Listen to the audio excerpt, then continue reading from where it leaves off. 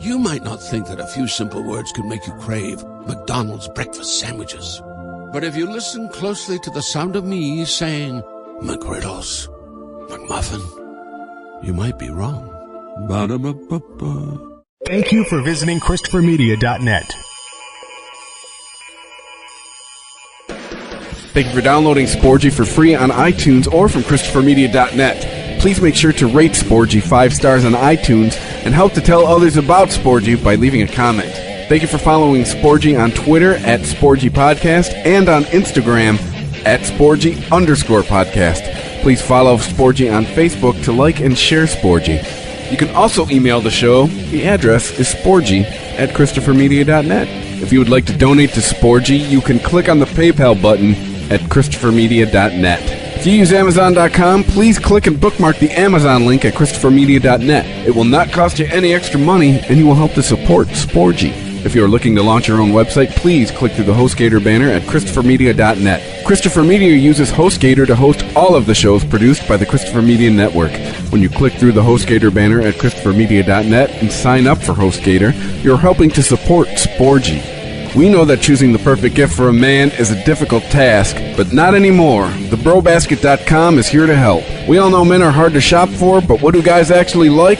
Their favorite alcohol, that's what. It could be craft beer, wine, whiskey, scotch, or tequila. TheBroBasket.com will put it in a gift basket full of their favorite gear and goodies. You can customize your own Bro Basket or choose from a variety of different Bro Baskets, like the Ultimate Import Sampler, the Jack and Coke gift set, or the Junior Executive gift basket. Boozeless, but still cool, Bro Baskets are also available. TheBroBasket.com gives you many shipping options to choose from, including rush delivery and Saturdays. 21 and over, please. State and local laws apply. Beer, wine, and liquor are not available for shipping in all states. You can help to support Christopher Media by clicking through the TheBroBasket.com banner at ChristopherMedia.net. Men used to be hard to shop for. TheBroBasket.com.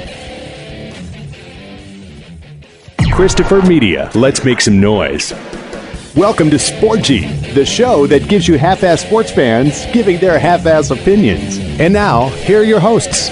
Number 59, I'm Chris. 59? I thought we were on 58. 58? Shit. 58. Damn it. Yes. I'm Chris. I'm Rich. I'm the ICEman. Whew. Jumping ahead. So who is 58? Oh, man, there's so many. Everybody's probably going to want to hear Von Miller. There you go. But I'm an old school guy, so I'm going to say Jack Lambert. I like being associated as the Von Miller of podcasts. I'll take that. We have a drugged up co-host tonight. Well, yeah, but I still knew what show we were on. two drugged up co-hosts. Yeah, more than the usual one. What? One more than usual. Yeah. You know who else is probably on drugs? Al Avila. Good Lord. Wow.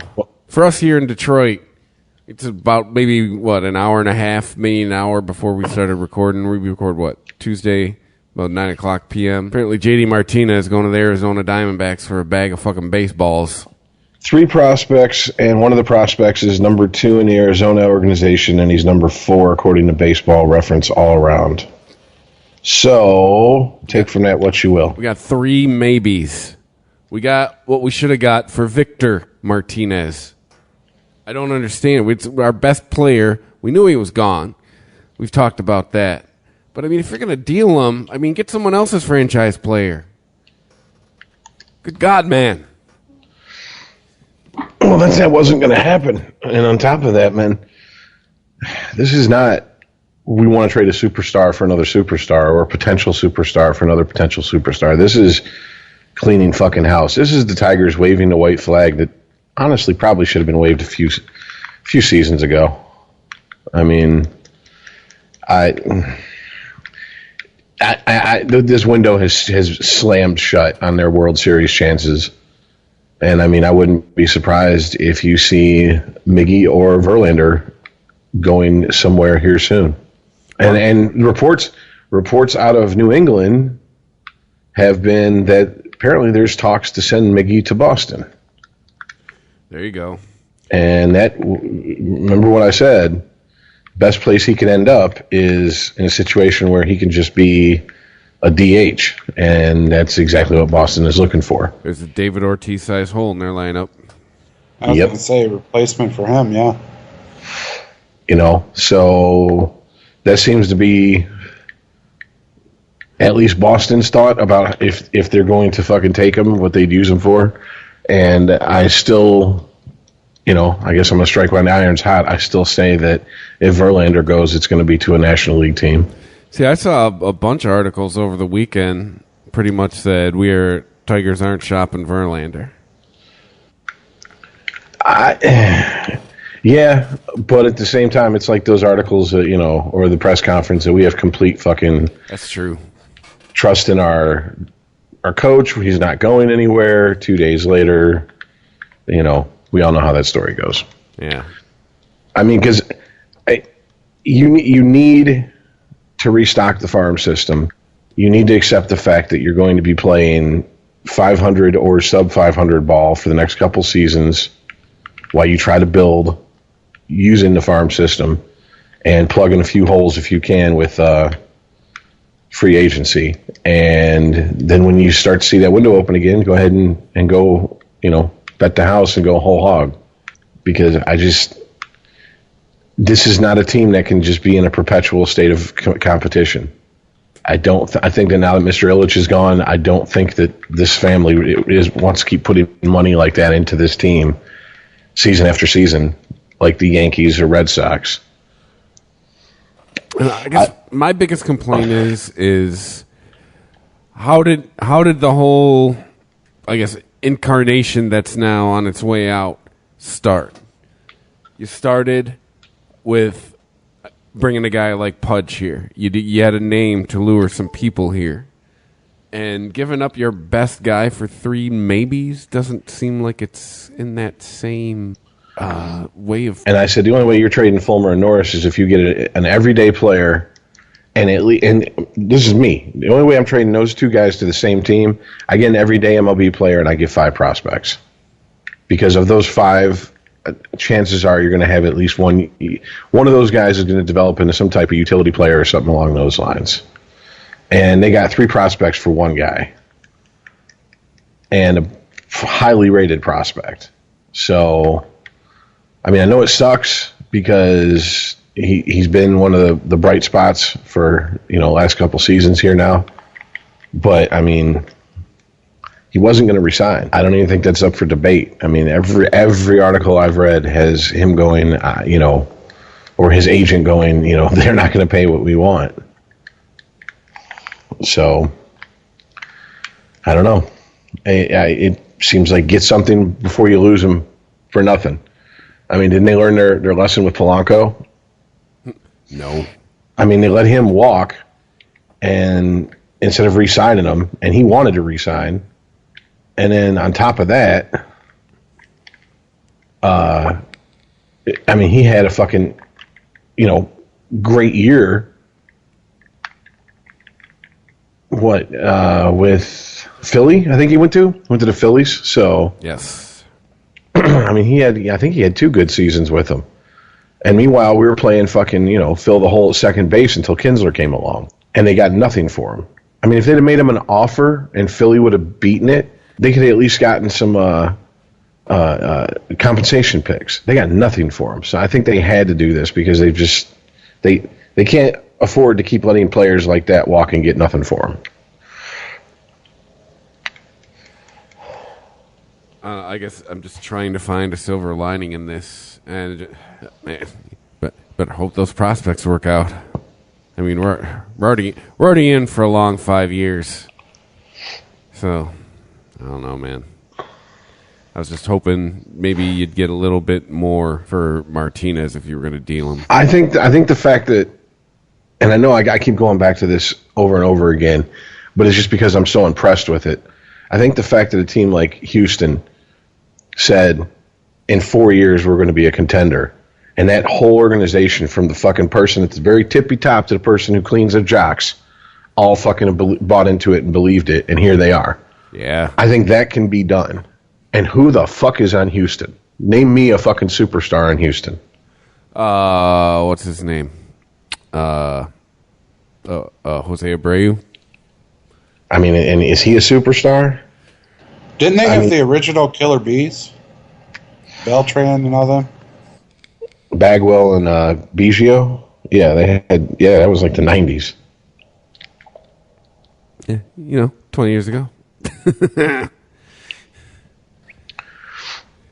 But I mean, to me, it proves, hey, you can get if you can get an organization and everybody in that organization to buy into it, and you are ruthless, and you cut dead weight, and you don't have. Now is not the time to have emotional attachments. Now is not the time for people to be like, oh, well, I don't want to see Verlander go, or I don't want to see Miggy go. If you can get a fucking haul for them, they got to go.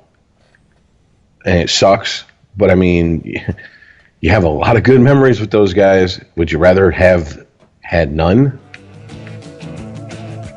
I agree with Mickey, but you want to keep Verlander, I think.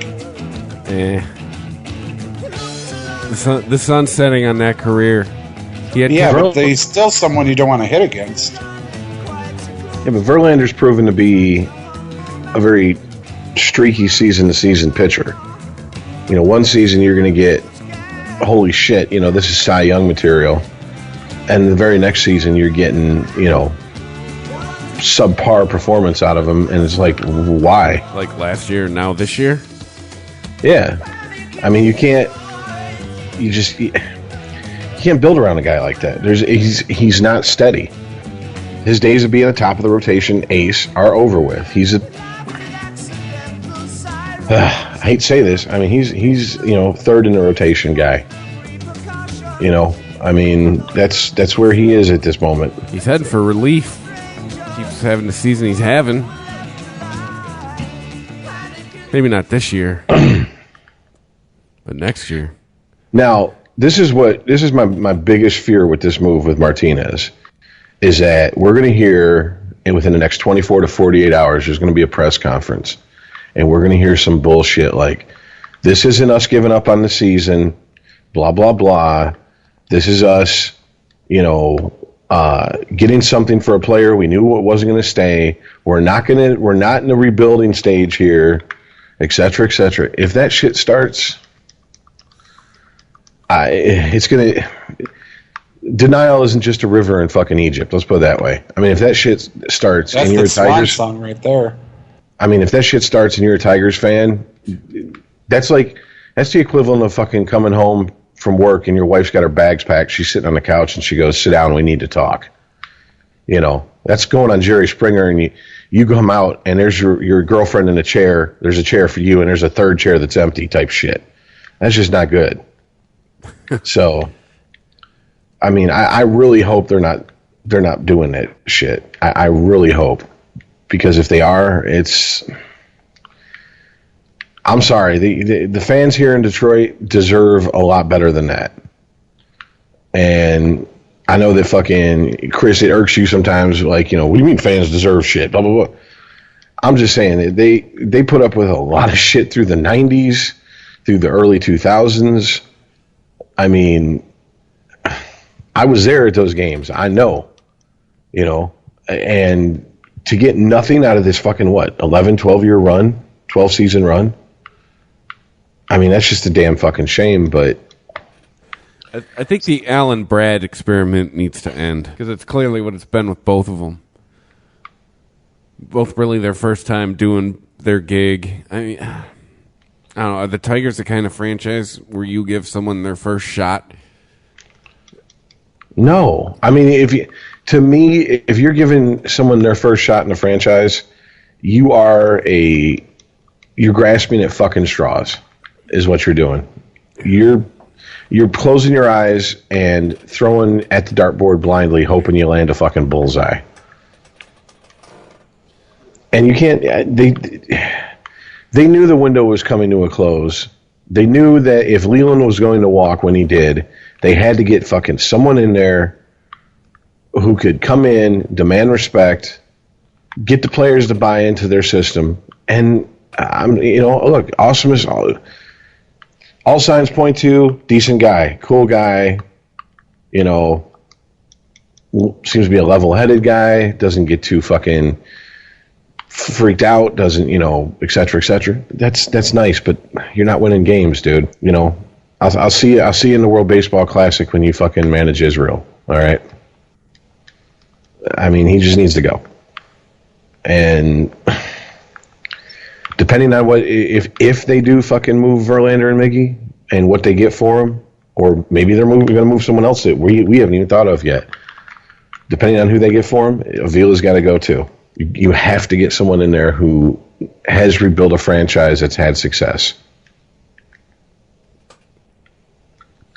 So, and who's done it recently? No, none of this trying to capture old glory shit. Yeah, I mean, you said something, a couple episodes ago that this town has a real, this town being Detroit, has a real bad habit of not wanting to let go of buildings and shit like that. We also got a real bad habit of holding on, like letting sentiment and shit like color decisions, and we co-sign on it as fans. Yeah, Brandon Inge, Alan Trammell. I mean, did anyone think that was going to work? Honestly, anyone? Yeah. Just because you were on the 84 team and 20 years later, hey, let's put one of those guys in charge. We'll do it all over again. I did hear a local sports talk guy say something, and it made sense. When they brought Trammell in, they knew they were ramping up to start trying to build for a team that's that could give them 5-6 years of a window to win a World Series. And they needed to start putting asses in the seats so they can afford to bring the free agents in that they needed to bring in. And he did that. But, 2006 came, and it was like, you got to go. Yeah, we got a chance now. Yeah, we got a real manager. Yeah, but I don't know, man. I know that a lot of people's inclination is to go, the sky is falling, and oh shit, what are we going to do? Truth is, Tigers are going to do what they probably should have did a few seasons ago when they could have gotten a lot bigger haul for guys like Verlander and Miggy. To me, when I'm looking at the Royals in the World Series for the second consecutive year, I'm going, yeah, okay. All right, there's been a shift of power in the Central, and we're no longer at the top. And we're not going to be at the top anytime soon. So it's time to make some fucking moves accordingly. We were only 3 games out like a month and a half ago. What the fuck happened? Remember last year they couldn't beat Cleveland to save their life. That's what killed them in the division. Yeah, you can go beat up on teams, outside of your division, but if you can't beat teams in your division, you can't really gain a whole lot of ground. Well, and it doesn't bode well for the playoffs either, if you get there. Exactly. So we're getting close to the deadline. Is this been the biggest deal that's gone down so far? I would say so. I can't think of a bigger one off the top of my head recently, at least. Just wait. When is the trade line? Next week? This week? I think it's the end of the month is the last day of the trade deadline. Oh. So, but remember, they can make trades after that. They just have to make sure that those players that they trade for are on their fucking 40-man roster and postseason roster if they make it. July 31st, by the way. Yeah. Hey, did you guys watch the All-Star game at all? We were broadcasting. Oh, yeah, that's right. That's right. Mikey B was giving us partials.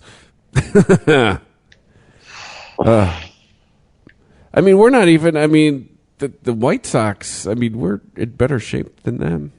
We're only 6 out. We've already flown the white flag. Okie dokie. Again, at least we're not in the AL West. I'd be calling every team in that division trying to deal. Who you want to get rid of? And the Nationals, they seem to be putting some space between them and the Braves. Well, fucking Dodgers are on a tear. Yeah. I mean, they would be called a super team. They haven't had a winning streak record like in the that. league. They haven't had a winning streak like that, I think, since like 1889. They're currently on a 9-game winning streak. I mean, it's what? They were 33-3 or something like that? Something ridiculous. 33-6? I mean, that's fucking insane, man. Hey, speaking of streaks, you were right, Rich. Here comes Aaron the nonsense. Judge. Aaron Go ahead. is like 1-20 since in the last 5 games since the home run derby. Oh yeah, he's slumping. Doesn't that happen with everybody who goes into the home run derby and does well? That's what you said. So, there you go, Yankees fans. Hope it was worth it. It doesn't really matter. He'll bounce back. I mean, he's not going to... It's not like he's in the twilight of his career. Yeah, but he dominated that thing, man. Wow. Used it all up for the rest of the month. Start hitting again in August. Well, I mean, if you're a Yankees fan, he better pick it up in fucking September. And if you make the playoffs, you definitely want him showing up in October. I mean, no one wants to be Mr. April. Everyone wants to be Mr. October. So, I mean, we'll see. I mean, How long ago was Mr. November? Didn't they call Big Papi that at one point? Yeah, but I mean, we talked about it. We've already... How far are they going to push this season? I mean, it's damn near... Didn't it end like a couple weeks before Thanksgiving last year? The World Series? Because it went 7 games? I believe so. Listen, we're going to have baseball in December. I know, right? They're going to have to plow the fucking infield. Home run! Playoff baseball ends a month before playoff football starts. Well, I mean, it could happen. They keep adding fucking bullshit rounds. I mean, you know, that was always the unique thing about baseball. Before they added, you know, the East and West and the American and National Leagues, it was whatever team took the pennant went to, you know, from the American League, played National League, took the pennant. That was it. And then they added, you know, the championship series and the league division series. Now they got the 1-game playoff, for the wild card teams. And you got the play-in game with the local Little League champion. I mean, I'm just wondering how long until it's like, hockey playoffs, where half the league makes it. It takes 2 fucking months to get to the playoffs. But I guess we've lamented on the Tigers enough. Stay tuned next week, because who knows? I mean, shit's gonna start going down this week and next week. This is probably just the beginning. Probably like in a couple weeks. Hey, remember when the JD Martinez deal was the blockbuster deal? Yeah, I know. If I had to guess, I'd say this is the opening salvo of the trades. This isn't going to be the trade of the fucking season. That's for sure. So who's going? Who do you guys? What do you see happening? Do you see any blockbuster deal on the horizon? To be honest, it all depends who's got 1 year left on their contract and can be a rental player, because that's the type of guys that get moved.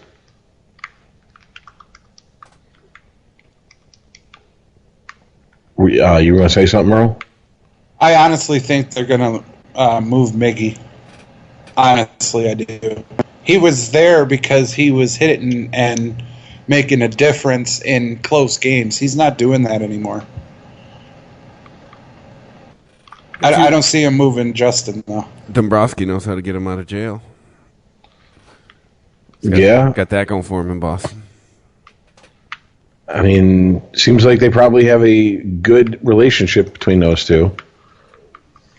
Hey, remember that time when I was doing the "Do you know who I am" thing, and you bailed me out of jail? Let's do that again.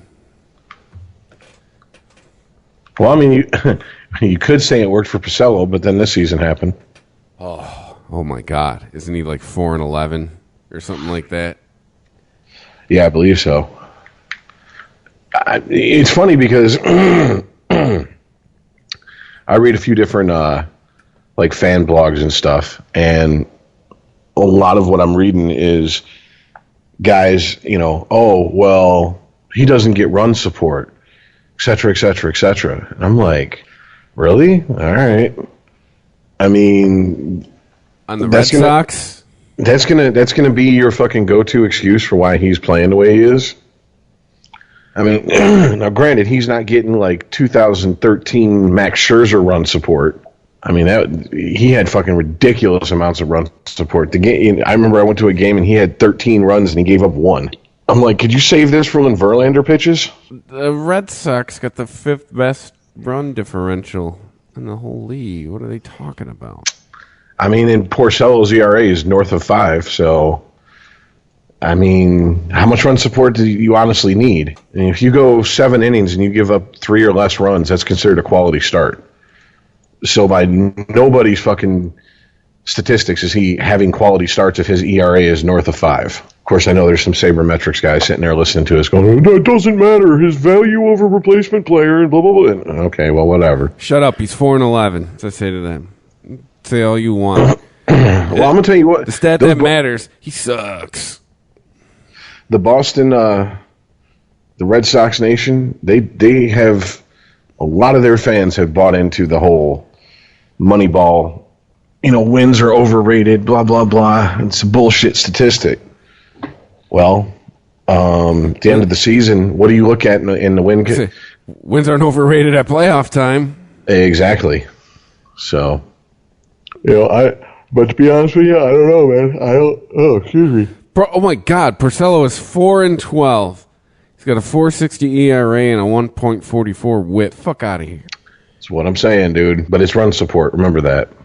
Yeah. Okie dokie. Dipshits. But, so, we done with baseball? Seems like it. Yep. Thanks for that, ICEman. Dynamite drop in, Monty. That broadcast school is really paid off. We need to get that fucking mask off song and start playing it every time he starts talking. Percocet. Molly Percocet. What I really need to do is I need to go pour through the first season of Brockmire and just pull all kinds of shit.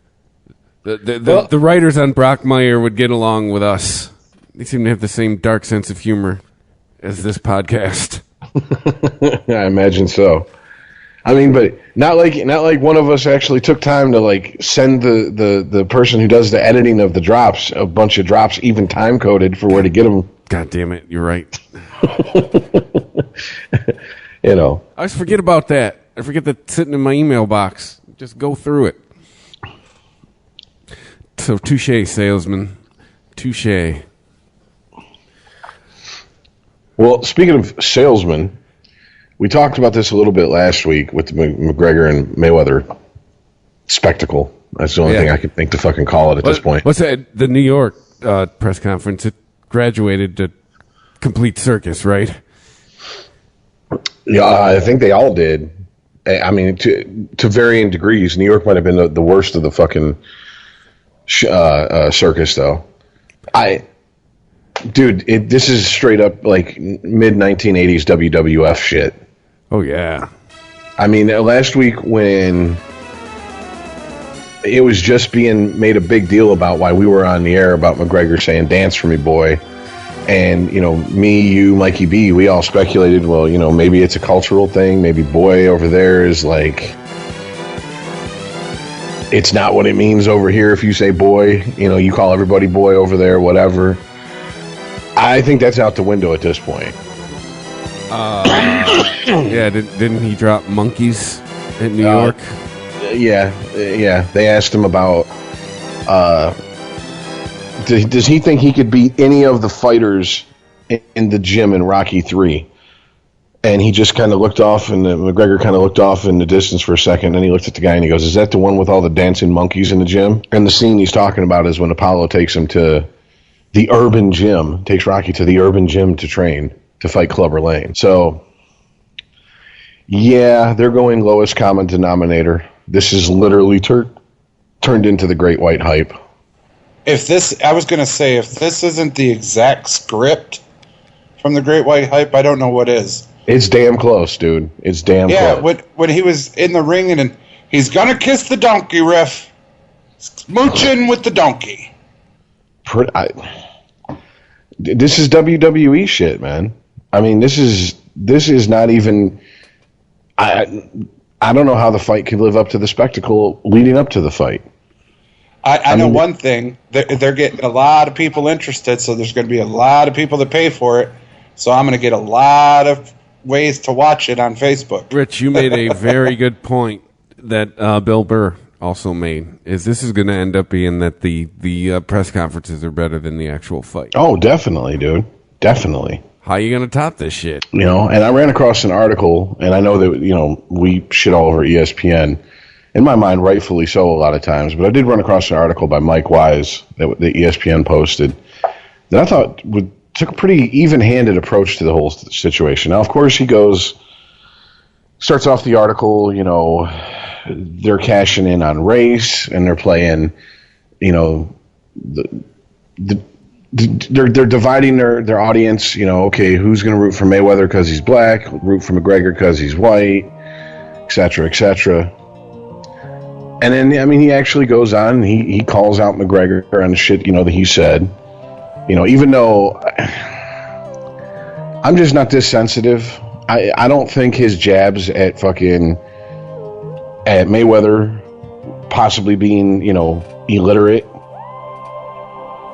The only reason that's racist in my mind, that anyone would say that's racist, let me put it that way, is because he's saying it to a black man. Because when 50 Cent was saying it to fucking Mayweather, no one called him racist. Now McGregor says it and it's racist. So that's about the only one I don't agree with.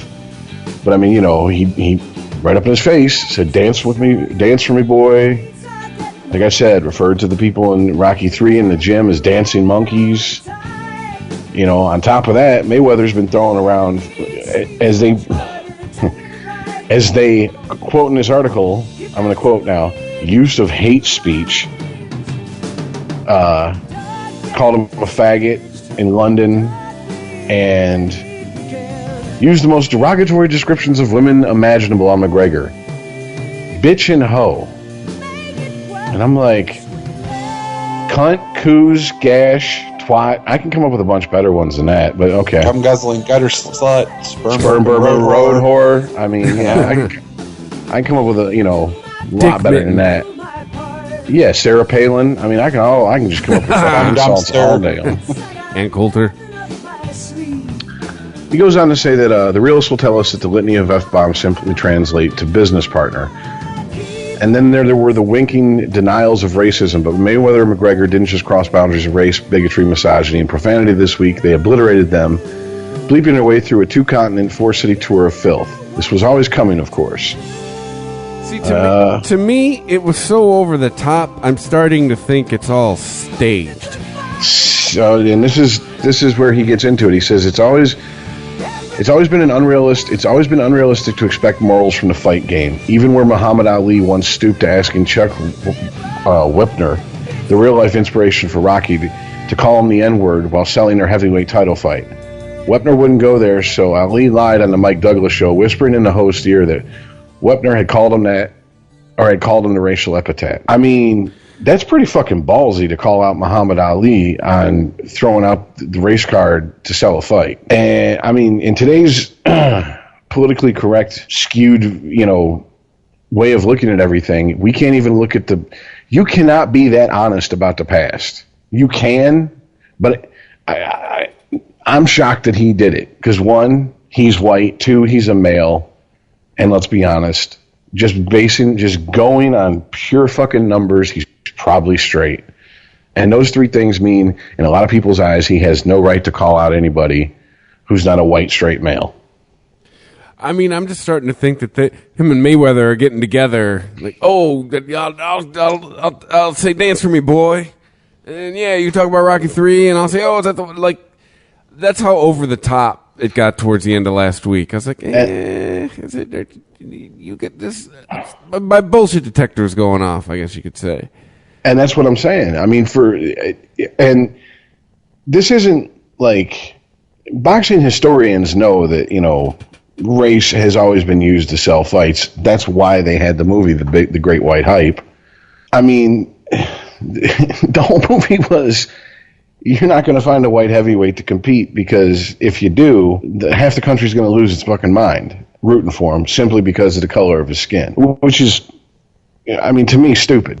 I've never understood when, like, okay, perfect example, you know, you're a fan of a fucking basketball team, and it's all black guys on the team, and they go out and they get a white guy, and then all of a sudden I see all these white guys rocking that guy's jersey. Darko! I don't get it. I mean... Hey, we got one! That's what that is. I mean, is your self-esteem so fucking pathetically low that that's how you have to fucking make yourself feel that you're worth anything? Is by attributing, like, some sort of accomplishment to yourself that there's a white person on a fucking basketball team you're a fan of? And it's just as stupid as when you see, and I get the argument that people fucking we're going to throw at me when they hear me say this. It's just stupid as when you see a black guy in a hockey team and all the black kids are like, oh, that's my favorite player. Well, then you're not a fan of here's my thing. You're not a fan of the sport then. Yeah, but we're getting into a deeper conversation here of, for some reason, people like to see themselves doing things. Like, well, this is it's starting to happen in politics. Like, and it's just, and we need to get. Never mind. I'm starting a whole different conversation for a different podcast. No, look, it's legit to the story. Well, it's just we need to get out of, just because they look like you doesn't mean they're going to do the best job. Like, it doesn't mean they're the best player. Like, you can apply it to a few things. Oh, and I'm right there with you. I mean, I have a friend who I've never looked at and have never heard her claim any type of Irish heritage. And her last name is a very ethnic last name that ends in a vowel. And she's not Italian, okay? I'm not going to call her out because I don't know if that's just wrong. There's no reason to call her out. But she's like posting like, oh, yeah, my people this, my people that, my Irish people, my Irish family. Bitch, you have a Hispanic last name and you're dark skinned. Stop it. Oh, I thought maybe with the vowel last name it was the people with the submarine with the screen door. Those folks. No. Yeah, but Rich, I mean, white, black, Latino, it really doesn't matter when it comes to boxing. Think back with Mike Tyson. The press conferences were always better than the fighting. Seriously. He would go out there and say some outlandish shit. You want to tune into the weigh-in more than the fight just to see how outlandish he would be. Yeah, but he only started doing that once he lost to Buster Douglas and he lost his title. And his mind for a minute. I mean, think back to his press conferences when he was fucking knocking motherfuckers out in those microwave mini fights. He wasn't up there acting a fucking fool, talking about, I want to fuck you till you love me. I want to eat his children. Yeah. All that shit. That was when he couldn't fucking win a fight. Yeah, we're talking about and he had to sell it. Face tattoo Mike Tyson. I mean, this is not a fight. This is a fucking spectacle. This is, at best, an exhibition. At worst, a fucking 3-ring circus in one ring. This is Dana White trying to buy a summer house with cash. Pretty much. And they knew the best way to sell this is, hey, let's open the window and get all racial in this piece. And it worked. I mean, you could say it doesn't matter if they're white, black, whatever. Mike Tyson most of the time was beating the shit out of fellow black people. I can't remember. My point was the press conferences are usually more entertaining than the fights. It's very few and far between that you can watch a boxing match and just walk away and be like, damn, that was a hell of a fight. It was back and forth. Like you guys talked about Rocky, that type of fighting doesn't exist with him and Apollo Creed. You know, one beats on him, and then the other beats on him, and then the other, and then they both fall down, and oh my God, one made it up before the 10 count. It's very few and far between that you get those fights. Yeah, I totally agree with you because it's fucking horse shit. It's Hollywood horse shit. So they have to build shit up to sell it. I'm going to laugh my ass off if they pan around the arena and it's empty. And their their pay-per-view tanks. I'm going to laugh. I'm going to laugh so hard. You are living in you took one too many of them pills tonight, son. There's no way that arena's going to be empty. No, it's going to be sold out. Dude, they sold out the Barclays Center for a fucking press conference. You don't think they're going to sell that fight out? Come on, man. Yeah, I mean, that fight's going to be sold out. People are going to fucking watch it. You know, whether they watch it an hour after it's done on fucking Facebook or if they go to Buffalo Wild Wings, like Bill Burr said, or, you know. Huge opportunity to turn them into gas chambers. You know, think of the humanity, all the sleeveless shirts and tap-out shirts that would be lost. Bill Burr did actually go that route with this joke. Did he? Yeah, it's kind of like with Adam Carolla. He always says to have put out an ad that says free cockfight for Raiders fans, and then just go there and start arresting people on warrants. That's cold. Accurate, but cold.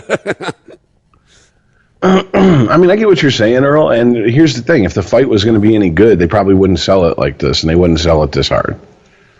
Not with the fucking... See, yeah, to me, this is like whenever I see a few too many commercials for a movie, I start going, this movie must be a piece of shit. You saw all the good highlights in the commercials? In the trailer, yeah. Well, just if it's on like every commercial break, like 2 months before the movie comes out, I'm like, this movie must be a turd. Dunkirk. You know, I'm hesitant to bring this article up because I've only seen it in one. I've only seen it. It was on Total. I believe it was Total Pro Sports, and they had an article claiming that they had pictures of Mayweather and McGregor in a private jet sitting next to each other, laughing and giggling with each other. Now, the reason I'm hesitant to bring it up is because I didn't see the pictures myself. But let's just move under the assumption that that's a legit story. Is any of us shocked? I'm not. Not even a little bit. I mean, at this point, don't we know we're watching theater? I mean, this is basically... You have to be just mentally handicapped, and I'm not using that as funny. I'm saying it serious. You have to be mentally handicapped if you think that you're not watching a show. Because anybody who knows Mayweather, and this podcast has discussed it to its end, Mayweather has nothing to prove. His fights speak for himself. He is 48-0.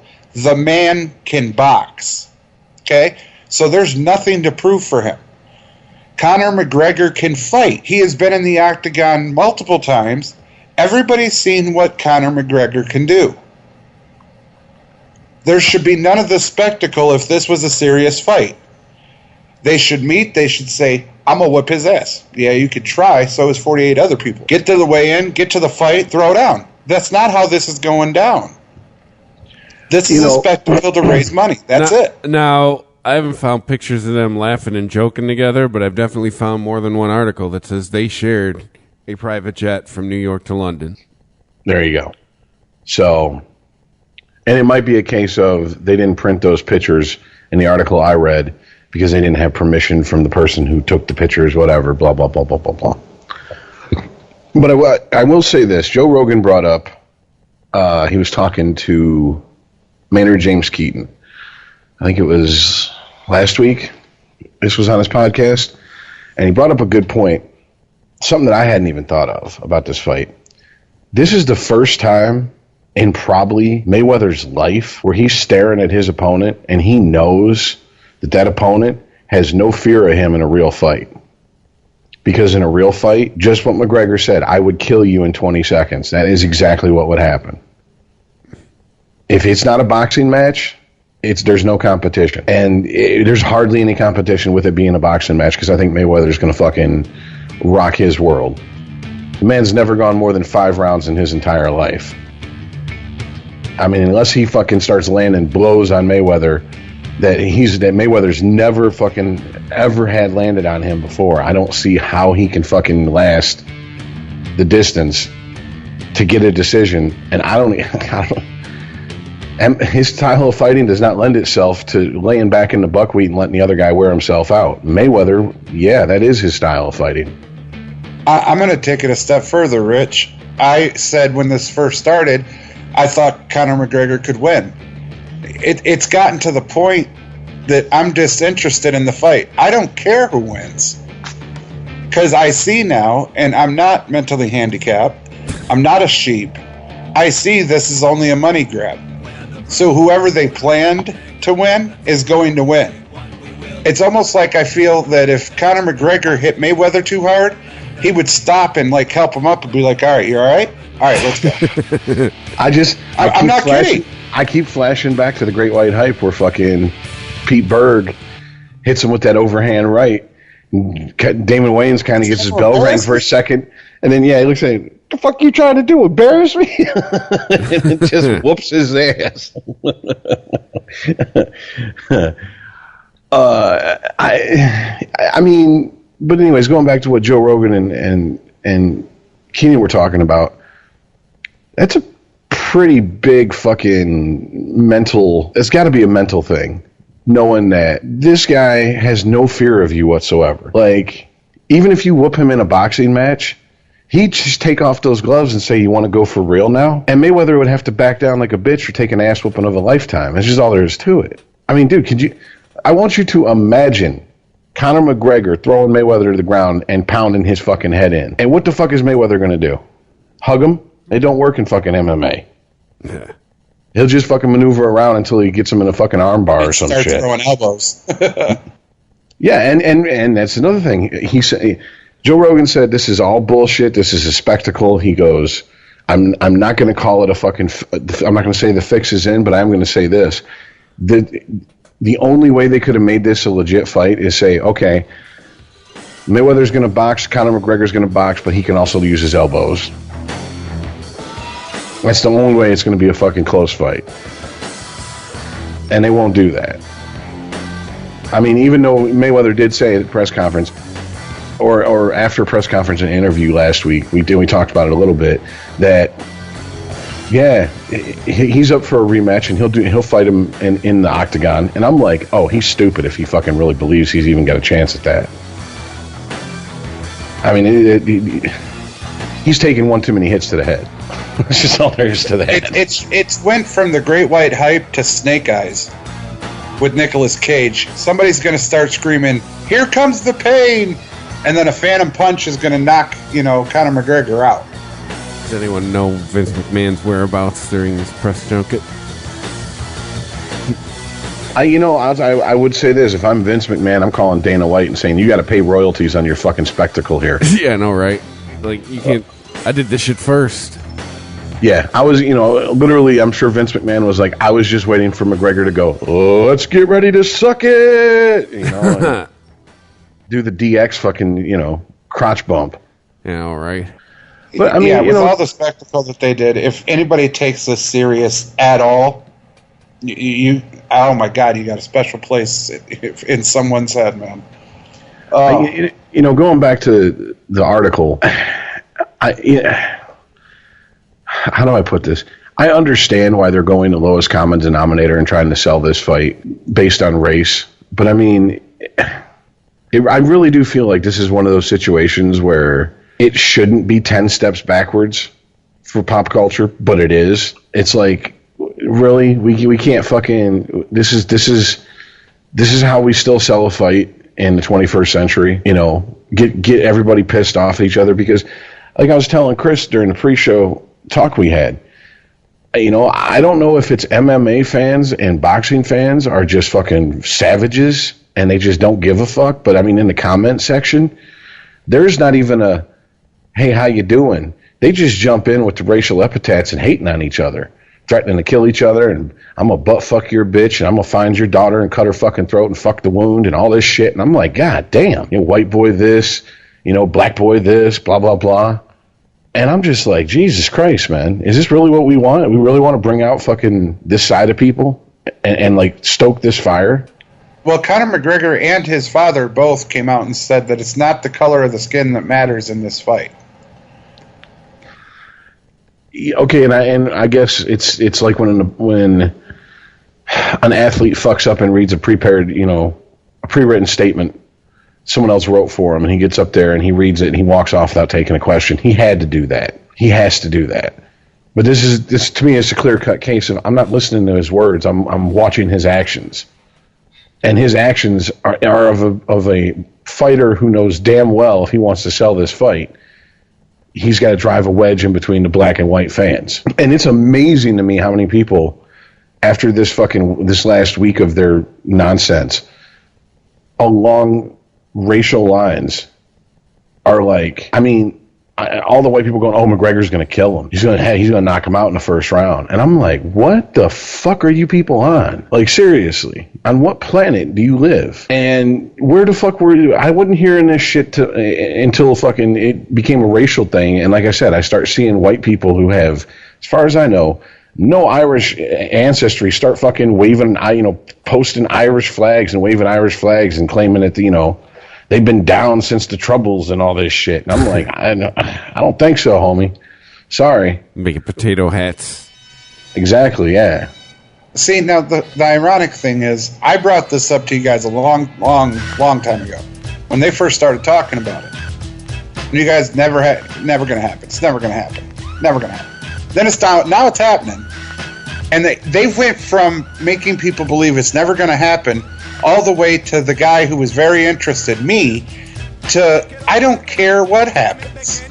Yeah, but before you have another rib removed to fold yourself in half and blow yourself, remember what we said. It's never going to be an MMA fight. The only way that they were ever going to fight was going to be a boxing match. That's what we were saying was never going to happen. Right, Rich, but think about this what kind of match are they having? But think about this for a minute, though. Cricket. He's 40 years old, going against a 28-year-old. And it's a guy with a very solid chin. He can take a punch. He's taking a punch from almost bare knuckles without the big padding that Mayweather's going to hit him with. This is not at all going to be what he is used to. And if this fight was an actual fight, even an exhibition fight, but an actual, blow for blow, let's see what happens fight, Mayweather would have his hands full. As we've seen from this spectacle, that's not even close to be what this is going to be. It's 100% money grab. I would be shocked if the whole thing wasn't choreographed. And that's just terrible. And this is one time where I guess I'm going to have to fucking go in my kitchen and find some tinfoil and put it on my head right along with you. Because I wouldn't be shocked if this whole thing is fucking scripted and it's a choreographed fight. And they try to get some sort of 3-fight thing out of this, cash in three times, kind of best of 3 wins the fights. No, because then Mayweather would have to lose, and that ain't happening. That is not happening. His undefeated record is not going to get tarnished. Mayweather's by 45. some 28-year-old white boy. Unless he agrees to do an MMA fight, and I mean, if it is scripted and it is fucking choreographed, yeah, then he would fucking agree to do an MMA fight. Oh, absolutely. Maybe Mayweather got paid $100 million because he's going to lose. Nah, I'll put on tinfoil. I'll put an extra layer of tinfoil on there. Well, I mean, if he wins the boxing match, and he agrees to a rematch under MMA rules, McGregor's going to win that. And then the third one, what do they do? Half the rounds is boxing, half MMA. I was thinking play Monopoly until someone fucking flips the board over, and that's the loser. But, I mean... Right. As long as I'm the banker. They each get a gun and a bullet. They get one of each. Alexander Hamilton style. Do it. Aaron Burr. Well, I mean... No, they don't have to duel. You just get one gun and one bullet. Make it count. If 50 Cent was in charge, he would just fucking throw a book in the middle of the ring, and that'd be the end of that. Here's War and Peace. Read me the fucking preface. Oh, that's what I thought. Oh, shit. Well, I mean, once again, I don't know how anyone thinks that this is like a legit thing. I know that the closer I get to, or we get to the fight, I'm going to see people and hear people talking about it. And it seems like, it seems like if they were looking to get the most casual of casual fight fans out and excited, they've done it. But at the same time, they've alienated people who wanted to see a legit fight. Which, Like basically, basically I'm co-signing on your point, Earl. So, there you go. I mean, I was so hoping it was. I was like, he called Mayweather out, and his ego is writing checks. His ass can't cash anymore. This is going to be badass. And then they did all of this, and then it got so far as to now we're talking about black and white, American versus Irish. I'm like, oh, no. And you have to be a special kind of special to think that this is still going to be a legit fight of any kind. Well, anyway, they fucking done what they wanted to do. I mean, that's really all there is to it. They fucking have got people that are willing to pay the $100 to watch the fight. They've got people who would never probably watch a fight otherwise. I mean, maybe a heavyweight championship fight, but never in this weight class would they watch a fight. So I guess more power to them. It's just, I think it's pretty pathetic that they got to sell it this way. I mean, to be honest, and all the shit talking I'm surprised Mayweather hasn't thrown in his face 49-0, motherfucker. 49-0. What do you got to say? How many crooked letters you got in the loss category, or crooked numbers you got in the loss category? 48. I have no idea what the fuck that meant. Is that like 42? The answer to everything in the universe? Because No. Mayweather has 48 wins, 0 losses. only had 49. Is it 49? I'm talking about McGregor. If I'm Mayweather, I'm just going, I ain't never lost. How many times you lost? I mean, McGregor's lost in MMA. I mean, that's the thing. No one's even bringing up fucking, I'm undefeated. What are you? Even in your sport, you can't go undefeated. So you think you're going to come to my sport? Fuck out of my face. Yeah, but in his sport, you can use feet, elbows, knees, the cage. Yeah. In Mayweather's sport, you get a padded glove. That's it. The Mayweather is 49-0. Oh, and cool. From Grand Rapids, Michigan. I did not know that. Well, okay, that settles it. He can't read if he went to public school in Grand Rapids. Oh, that settles it. Homer, I'm picking Mayweather. Oh, shit. Well, anyways, I think we fucking beat this fucking topic into the ground. Do we want to, McGregor has lost 3 times. I knew it was like 3 or 4 fights he'd lost. I mean, like I said, all I'm saying is track record hasn't even been brought up at these press conferences. It's just been insults thrown back and forth. It's basically like a really lame version of the Dozens. I know, right? I mean, it's good shit talk for athletes, but it's really lame if you're sitting around with your boys ripping on each other. So, I don't know. I mean, at one point I was really waiting for like Mayweather to be like, McGregor, you're so ugly when you were a baby, they fed you with a slingshot or some shit like that. I mean, just to come out of left field with some bullshit like that we used to say in grade school. Now, Mayweather's a heavyweight, right? Oh, okay. Nope. No. He's Conor McGregor is like 5'8", and he's taller than Mayweather. Like, yeah, because everything I'm reading about McGregor says he was lightweight, featherweight. I mean, yeah, they got him. Okay, they have Mayweather listed as 5'8", 151 pounds. Yeah, no, that ain't heavyweight. And the divisions he's fought in is welterweight, featherweight, lightweight, light middleweight, super featherweight, and light welterweight. All right, so it's even matchup physically. McGregor is the bigger of the two, though. Mm-hmm. I mean, I believe he does have him on reach.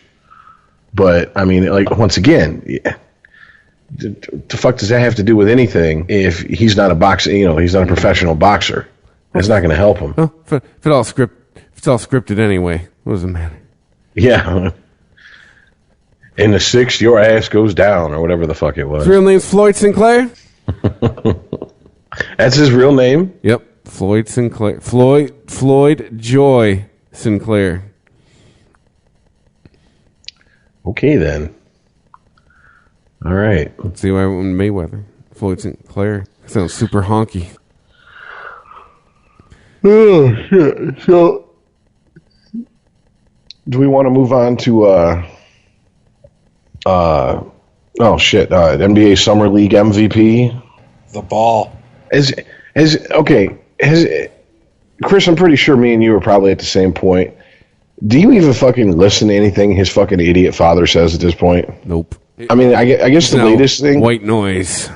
One of my coworkers was like, "Did you hear his latest, shit talking that he come out?" And I was like, "No, don't really care, but I guess I should know this." What did he say?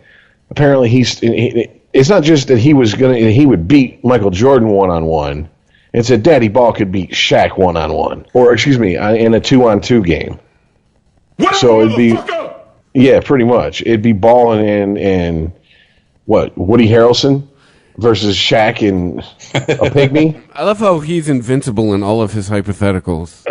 I would beat Jesus 1-on-1 on the water. Yeah, he'd be in his home court. Be playing on a cloud. I'll still beat him. Yeah. He's the type of idiot friend. He's the type of idiot that like I've had as a friend from time to time. Like when we go out and we're working in the fucking sun with no shade, and I'm like, man, you better fucking cover up your head and put some fucking sunscreen or something on. I ain't gonna wear that faggy ass sunscreen. Okay, dude, are you telling me that you are tougher than the sun? That you are meaner and tougher than the sun? Get the fuck out of here, dude. Put your fucking sunscreen on, stupid. Fuck the sun. Look at it all up in the sky. Come down here and do that shit, son. LaVar Ball's the guy that's getting the front row seat to the McGregor fight thinking it's actually real. Dude, he's apparently people close to that family have been letting little information leak, and he wants Kardashian levels of success. He wants a reality TV show for his family. He wants to be paid $30,000 for every time he posts on social media, like the Kardashians are. I mean, better get ass like the Kardashians. Just release a sex tape. Here's the thing. He's a stained, crooked teeth, goofy-looking motherfucker. His head looks like a half-sucked milk dud. So he ain't going on fucking sex appeal. All he can do is run his mouth. And for whatever reason, like, people must want to see it and see more of it. The only thing I know about the whole Ball situation in the last week is Lonzo took a bunch of shit for wearing Nikes when he's got his own big baller brand, and then J.J. Watt took a shot at him on social media saying, my shoes are $95 and I actually wear them. Like shit like that. Yeah, what is he afraid that he don't want to scuff up his fucking $500 kicks on the fucking basketball court? No, what? Get these? Well, no, these shoes cost $500. I can't get these dirty. Yeah, what does Michael Rappaport say? The skinny genification of the NBA. Well, I mean, this is to me, if you are trying to start your own brand, marketing 101 means you wear your own brand. Chris, you and I watched the Defiant ones. What did they do with them fucking shitty, overpriced, too much bass headsets? Those beat headsets. Jimmy Iovine put them in everything. Hey. Exactly. If you come into his office, you weren't leaving until he got a picture of you wearing those fucking things. Wasn't Eminem saying like they'd shoot videos and then all right, one last thing, then they'd have to shoot a scene with somebody in Beats. Yeah, that's how you get your shit out there. You don't go out there fucking wearing Nikes when you're trying to push your own fucking brand. I mean, and think Lonzo went to bed without supper that night. His dad made him run stairs. Well, it was the last 4 games of the Summer League he didn't wear them. Nice confidence in your product. What does that say? The Jordans make me jump higher. Yeah, when it counts, I'm going with the brand that knows what the fuck they're talking about when it comes to shoes. Now, in all of this fucking talk about, his daddy and his fucking shoes and et cetera, the one thing that seems to be getting lost here, is he even fucking worth all this hype? He's the MVP of the Summer League. He's a pretty good player, as it turns out. What does the MVP of the Summer League mean? It's like being the smartest kid with Down syndrome, man. What the fuck does that have to do with anything? I mean, he's not playing fucking the cream of the crop. That's like being the championships of the Big Three league. No, and he's just a pretty good player, and people in LA knew he was going to be a good player. That's why they drafted him second. But let's see. I mean, it's no shock. But let's see you drive the lane when Draymond Green's guarding your ass, or he's going to be there waiting for you down low. You know, let's see. I think that's the big story of the NBA right now. It's not really the summer league or ball or anything. It's, even Cleveland. They don't talk about LeBron James in Cleveland anymore. Now it's who can beat Golden State. It's like everybody's pretty somber because, well, we got Harden and Paul on a team. Butler moved to a team. PG-13's moving. Yada, yada, yada. And then everybody's like walking around kicking rocks going, fuck, but we still don't have a contender to beat Golden State. It's like, it's a somber time in the NBA right now. Well, like I said, LeBron will be in LA next season. He'll finish his final year in Cleveland, then he can go play with Lonzo. LA. That's a big story right now. LeBron James throwing a hissy fit at Cleveland for not making any moves. He fired the GM, now what? He's basically going, get rid of Love and get me somebody. Give me Melo. Damn it. Yeah, problem is Melo wants to go to Houston. At this point, Melo's going to have someone else win a championship for him, and he'll be there to just get the ring. I mean, the last place he was effective was Denver. And that was a long time ago. Oh, Jesus. That was what, 2009? Have the Knicks ever been a contender with him on them? No. Maybe in Spike Lee's mind. I mean, so, yeah, maybe Melo's only as good as the people around him. Me and a coworker were talking about this. How different would the landscape of the NBA look if the Pistons had taken Melo instead of Darko? Or Dwayne Wade. Oh, dear God. Both were available. I made the case that if they took Dwayne Wade, that if Dwayne Wade would have stayed with the Pistons at some point, you would have seen LeBron James in a Pistons uniform. Oh, snap. Yeah, because he went to South Beach to be with D. Wade. Exactly. That'd have been pretty huge. And with Dwayne Wade, Tayshaun, and Rip become expendable. I mean, you don't want to get rid of them, but if you have to move them to make room for LeBron James, bye. You make that move. So, I mean, it's just. I feel like the landscape of the NBA has. They should be sending every fucking offseason, every draft, they should be sending flowers and thank you cards and bro baskets or whatever the fuck to Joe Dumars. Thank you for not fucking making a historically bad draft pick. Hey, you drafting that white boy, got my number retired here in Detroit. Thanks for that. Yeah, but we still won the championship without him. What does that say? One. Yeah, exactly. I mean, just saying. And a Robert Horry 3-pointer away from 2. Oh, but yeah, I don't know. I guess I'm not buying into the ball hype. It just seems like if his dad wasn't running his mouth, he would have slipped under the fucking radar. That is the only reason he's on anyone's fucking radar is because of his dad. And that is the last thing as an athlete you want to be known as. Oh, yeah, that's so-and-so's son. You want to be known as an athlete as, oh, that's the guy who could fucking cross over anybody. That's the guy who could fucking, take it to the hole on anybody, whatever, blah, blah, blah. You don't want to be known as, oh, yeah, you're Bell's son. You want your name to be made on the court, not off the court. Exactly. And that is not what Daddy Ball is doing. I just wish we could fast forward the NBA season to the day before the playoffs start, because if they don't make the playoffs, Daddy Ball is not going to have a moment's rest on Twitter for that entire offseason. What's he going to do? Bitch about the refs? Like it was rigged all year? Is he going to become Trump-esque on Twitter? The failing NBA? I don't know.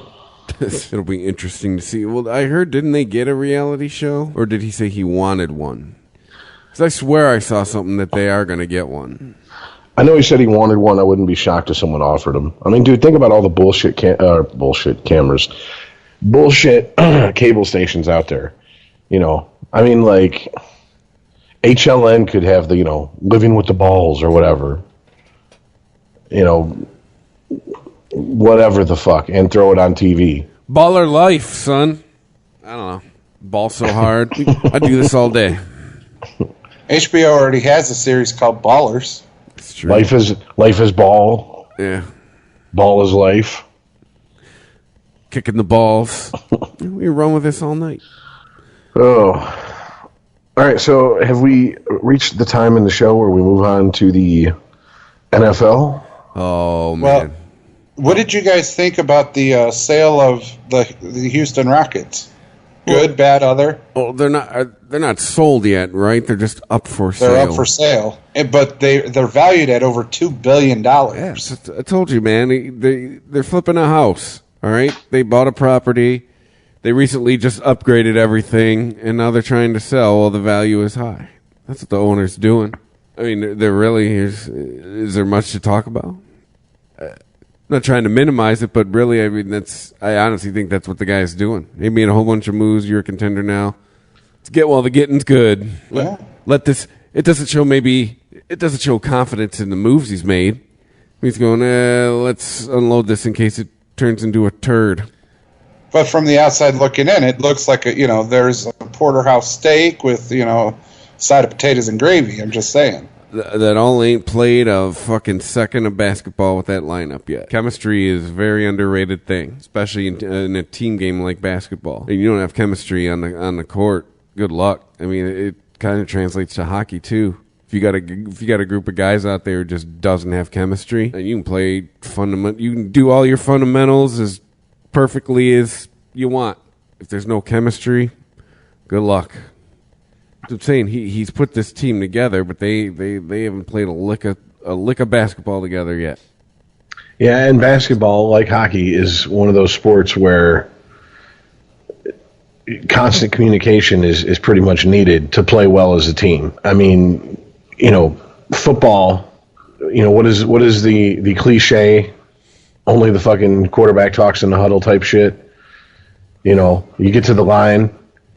You got the center calling out shit, maybe the quarterback calling out shit, changing the play. I mean, there's communication, but it's not back and forth.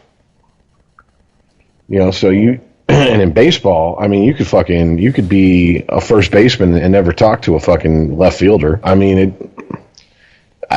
if you need any proof that a team can succeed with two guys who don't like each other, at least recently, all you got to do is look at Jeter and fucking A-Rod. I don't think that would have worked in a basketball team. And then the argument for chemistry as well is Golden State. I mean, you could say chemistry's the sixth man on the floor for that team. Yeah, I get the feeling they're just sitting back watching all these moves going, that's cute. Oh, we'll see. I mean, they got 2 out of the last 3 years are them, and they just added Durant. I mean, we talked about the start of a dynasty, and well, I mean, technically 3 out of the last 3 years was them. They just fucked up. Had some bad luck. If you say so, man. Be 3-1 in the finals and lose 4-3. Yeah, I'm gonna say that's called they fucked up. Yeah, that's called they fucked up. That's not bad luck. That is they fucked up. They got a couple of hurt players. They got a suspended player. That's pretty bad luck, brother. Bad luck is a bad bounce in Game 7. Dropping 4 in a row is just being shitty. Okay, I digress. What about Manu Ginobili? Are you guys surprised to see him re-sign with Spurs? Again, he's in the category 40 years old. That guy's still playing. He didn't sign as a coach. Reminiscent of Jaromir Jagr. I'm just saying. That's pretty long. Well, Duncan's gone. Is Parker still playing? Is the shell of Tony Parker still playing? I don't know. He hurt his leg this season. I don't know if he came back or not. So, I mean, they got to be the only 2 left from that. What was it? 2000? Was that 2005? Because the Pistons won in 2004. Yeah, that's the 2005 team that beat the Pistons. So yeah, but I mean, they still got Kawhi Leonard. Some argues better than anybody else they've had in a while. But aren't they in danger of kind of doing what the Tigers are doing? Maybe holding on to some guys a little bit longer than they should because of sentimental value? I think so, because once again, the Spurs hinged their hopes of winning the championship on Kawhi Leonard. As soon as he got hurt, they lost. They had like zero chance of winning. So I think you need to get another piece or two to help him out, just in case he goes down or, needs a little help. Why doesn't he pull a LeBron and go on, national TV and go, give me some help? Because he ain't LeBron. Always got to get a dig in, don't you? Well, you make a great point. What? He got his help. He just didn't get enough. And they ran into a team of destiny. Remember, they had to play historically to get one win in that finals. They had to put up shit they'd never put up before. I was listening to an old podcast with Patrice O'Neal on it talking about basketball and LeBron. Now, you gotta remember, he died. Patrice O'Neal died in 2011. So, we're talking 6 years ago at this point. And he was talking about LeBron, or the subject of LeBron come up, I should say. And he brought up a point that I think is a very good point. And he goes, LeBron is not a killer on the basketball court. He's not mean. Jordan was an asshole. He was mean. He didn't want to just beat you. He wanted to embarrass you. Same with Magic. Same with Isaiah. Same with Bird. Those guys had that killer instinct. They wanted to stick the dagger in your heart and twist it. And LeBron just doesn't have that. And I think, since I heard him say that, that's probably one of the best ways to describe how he plays. Because we've talked about it. He doesn't seem to really want the ball at the end of the game. He's more than happy to let someone else take that shot. He definitely ain't going up there fucking making free throws with his eyes closed and then staring down the competition, a la Jordan. And I don't see, it was talked about in the Bad Boys 30 for 30, Isaiah and Magic, yeah, they go up and fucking, shake hands, give each other a kiss on the cheek, whatever the fuck. And then the game would start and they try to kill each other for the fucking, the entire game. Like that friendship shit that stopped between the lines on the court. So, I don't know. Is that kind of how you feel about him, Earl? I think the older he's gotten, the more seasons he's got, and the fact that he has a couple of rings, he's lost his edge, honestly. I think really early on in his edge. What's that? Did he really have all that much of an edge to begin with? I do. I think he did. I really do. I think in the beginning he wanted to prove that he wasn't, just a run-of-the-mill player or just all hype. I think he had something to prove. Coming out of high school into the NBA, getting a $90 million contract from Nike, he had a lot to prove, and I think he was out to prove it. But the more that time wore on him, and he's got his victories, he's got his rings, now one with Cleveland. It's like, what else does he have to prove? And I think it just took away that edge. Michael Jordan, it didn't matter if you presented him a ring every morning when he woke up.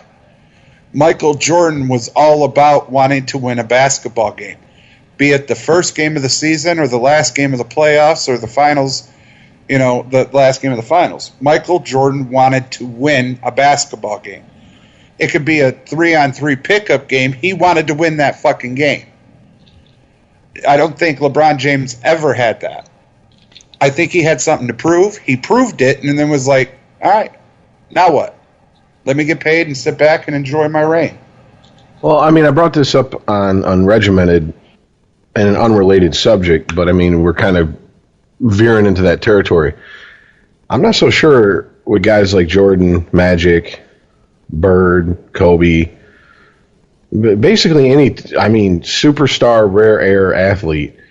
I'm not so sure it's, of course they want to win, but they don't want to lose more than they fucking want to win. They don't want to have to sit there and take the shit talking. They want to do the shit talking. I've heard interviews with athletes who are considered those rare air guys who are like, the thought of winning a championship doesn't keep me up at night. The thought of watching the other team celebrate winning a championship keeps me up at night. And I don't know if that's, we're going to slide into those old comfortable pair of jeans again. Maybe it's a generational thing. I mean, I don't know. Maybe the younger guys with social media and them being friends off the court and feeling comfortable enough to pick up the phone in the off season and call a fucking guy independent from your team to try to recruit him to come to your fucking team. I mean, that shit, if it happened back in the day, we didn't hear about it. And it damn sure didn't happen with the frequency it's happening today. And maybe that type of culture doesn't breed that killer instinct. Well, and cell phones weren't plentiful back then. You actually had to be at a house. Fair enough, but I'm pretty fucking sure if you wanted to get hold, if you're Michael Jordan and you want to get hold of Charles Barkley, you're going to get hold of Charles Barkley before too long. You ain't going to have to fucking sit on hold and wait for somebody to fucking find him for you. You're just going to go, someone get hold of Charles Barkley for me. Let me know when you do. Somebody's people are going to call somebody else's people. But I mean, I do understand what you're saying. And that's, that's the other thing. That was another thing it wasn't necessarily a sports podcast I was listening to, but they were talking about this, is that one of the, God, I wish I could remember who the guy was, because it was, to me, it was such a good point that I think gets lost because social media has become just so much a part of so many people's everyday life. It's like brushing your teeth. You get up in the morning, your alarm clock's on your phone, you shut off your alarm, you go to the bathroom, you sit down for your fucking morning glory, and you're scrolling through fucking Twitter or Facebook or whatever the fuck, Instagram, whatever the fuck. I mean, it's become part of our lives. And with things like Twitter, where these, athletes can basically talk to each other just by tweeting at each other, kind of breeds familiarity. So maybe there is more of a sense of it's not us versus them, because they're a little bit more familiar with guys on other teams than in previous fucking, generations. Because think about it, if you weren't on the team with a guy, you didn't know anybody on that team. You just played them. You just knew them by reputation and what they can do on the field or on the court. And that was it. Unless you knew them personally, you didn't know shit about them. Now, you can just follow someone on fucking Twitter and find out pretty much everything about them if they're the type of person that's going to post every fucking single thought that pops in their head. And a lot of these athletes are those type of guys. So, yeah, and then you can get on the court and start teasing them about the movie they saw, the music they listened to, the girlfriend they had. Oh shit! What was that? With Swaggy P and the Lakers there, when homeboy periscoped out fucking guy admitting he cheated on his girlfriend. Chris, you remember what I'm talking about? Yeah. That shit got used as shit talking on the court. Oh, absolutely. That. Now that they're on two different teams, oh, that's going to be even more fun. Well, yeah, I just thought it was an interesting take and it kind of a little bit maybe insight into the mind of modern day athletes versus, athletes even 20 years ago, 10 years ago, 15 years ago. I mean, we don't even really have to go that far back. I mean, eventually it's going to be when we say, we remember athletes before Twitter, people are going to look at us like, like I'd look at my great grandmother. She said, I remember when you had to crank start a car. Before Twitter? I'm like, what? How'd you talk to people? What'd you do in doctor's offices without smartphones? Mm-hmm. Read 5-year-old fucking highlights magazines. But, all right, so are we on to the NFL? Oh, finally. At least for this week. Training camp's starting this week. Matt Stafford about to be paid like he's won something. I don't get that. I blame Derek Carr. This week I've been watching opinion pieces fly back and forth on the sports websites, and I cannot believe how many people outside of Detroit feel that Matt Stafford is worth $30 million a year. He's not. The problem you face isn't really Carr or anything. It's Detroit Lions football itself. I mean, think back as long as you want.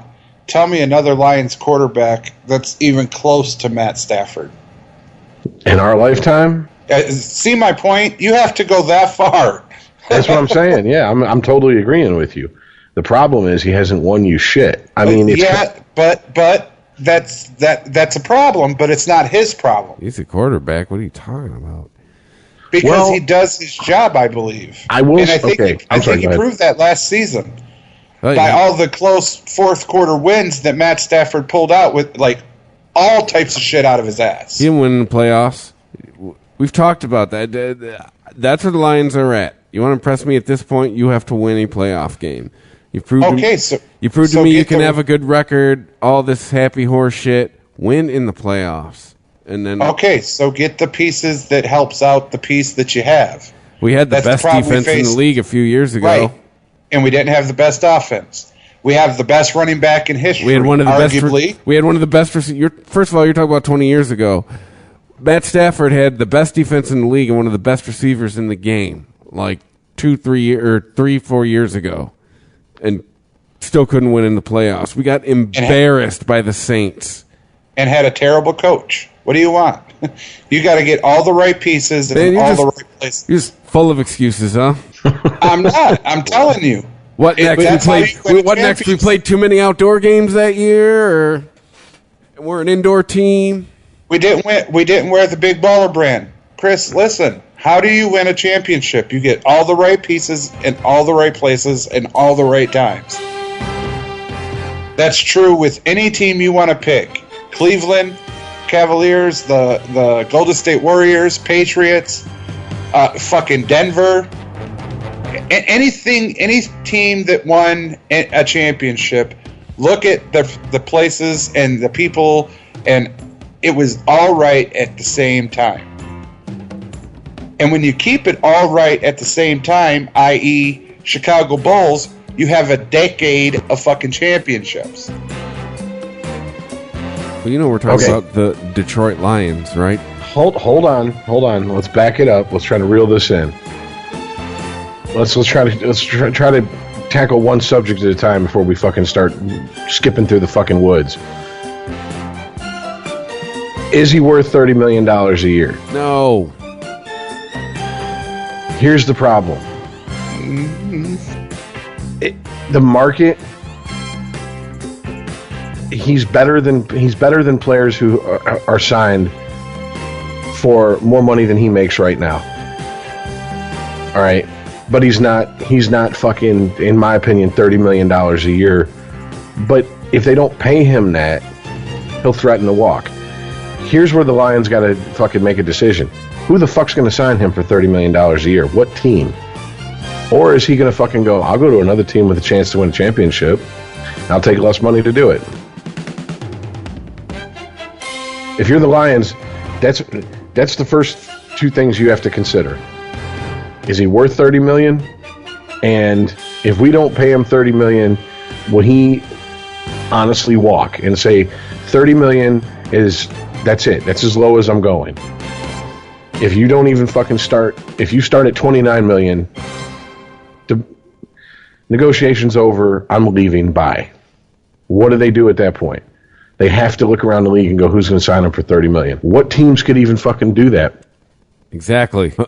Big round of nothing. And I'd tell him good luck, personally. Now, who do you get to replace him? No. That's the other thing. Well, that's the thing. I'll tell him good luck, and then he can come back, and we can sign him for fucking $10 million a year. Yeah, you could have got 30. Realize no one else thought you were worth it. I'll take what you're really worth. But that's the other problem that Rich brought up. Okay, so he's not worth 30. Other teams realize he's not worth 30, but they realize he's a hell of a quarterback. And they sign him and go and get a chance to win a championship. Well, is this a Matt Stafford in an alternate universe? I mean, how many more tools did he need? I mean, a running back, sure. But, I mean, again, he had the best defense and the best receiver in the game. And he needed a coach that knew how to use him, and he didn't. Used him enough to get to the playoffs. They got embarrassed. Then stopped using if you remember that, they got embarrassed. Yes, that's what I'm trying to tell you. And then stopped using them. That was a coach malfunction if I ever seen one, my friend. Unfortunately, this isn't like any given Sunday. He can't change the plays as he sees fit. He has to do what his coach tells him to do. Well, to me, this is why I think this situation that we're discussing right now with Matt Stafford is why you had a lot of Lions fans going, they better take a fucking quarterback in the second or third round. Because I think those were the Lions fans that were like, when all's said and done and other quarterbacks get signed, Stafford's going to take a look around. Stafford's agent's going to take a look around and go, well, that slob's making that much money? Well, fuck it. You need to make more money than him. I mean, and it seems to me the ball is completely in the Lions' court. I mean, either make him the highest paid quarterback ever up to this point or let him walk. Bye. I'm not married to him that much. But then here's the harsh reality of the situation. The Lions have no backup plan for him. They're going to have to go and tank and get a high draft pick and go through getting a quarterback and grooming him and start that process all over. You pick up Mike Glennon when Chicago gets rid of him. Yeah, you have Shaggy. I would have loved to see him get Patrick Mahomes. I don't know. We're just getting to the point. Like, when did we draft him? 2009? Yeah, We're getting near a decade.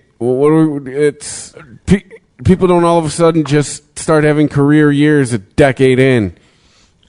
I mean, if you this ain't baseball and he ain't Barry Bonds. Let's compare him to Manning.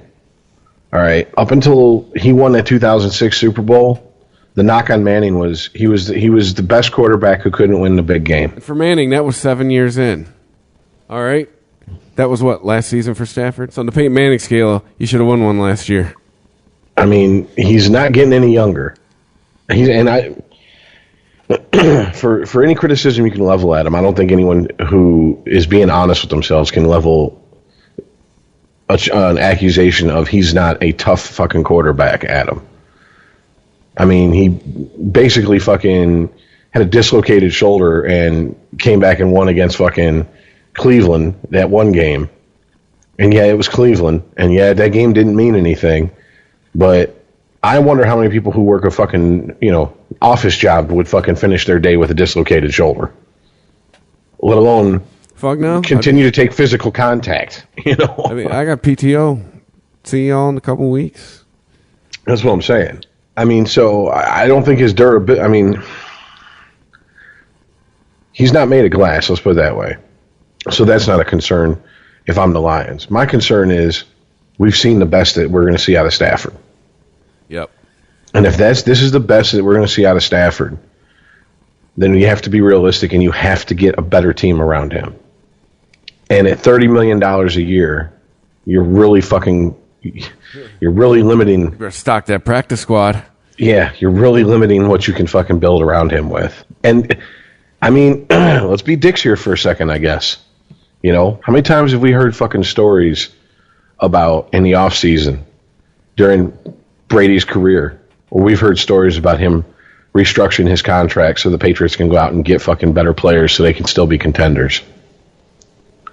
I mean, if Stafford walks into the negotiating table, sits down and says $30 million or I walk, that tells me that that winning is not as important as getting paid. And you could argue on his behalf, he's already done the I'll restructure my contract dance. Didn't he do it when they were negotiating a new contract for Calvin Johnson? Like, I'm pretty sure he did. I'll take less money to keep that guy here. Well, and that's another thing. If I'm Matthew Stafford, I'm now looking at the fact that arguably the best player I ever played with in my pro football career pretty much came out and said the Lions are going to hold him hostage no matter what. So even if he did come back, they would fucking never trade his contract. Hey, they invited him to training camp, though.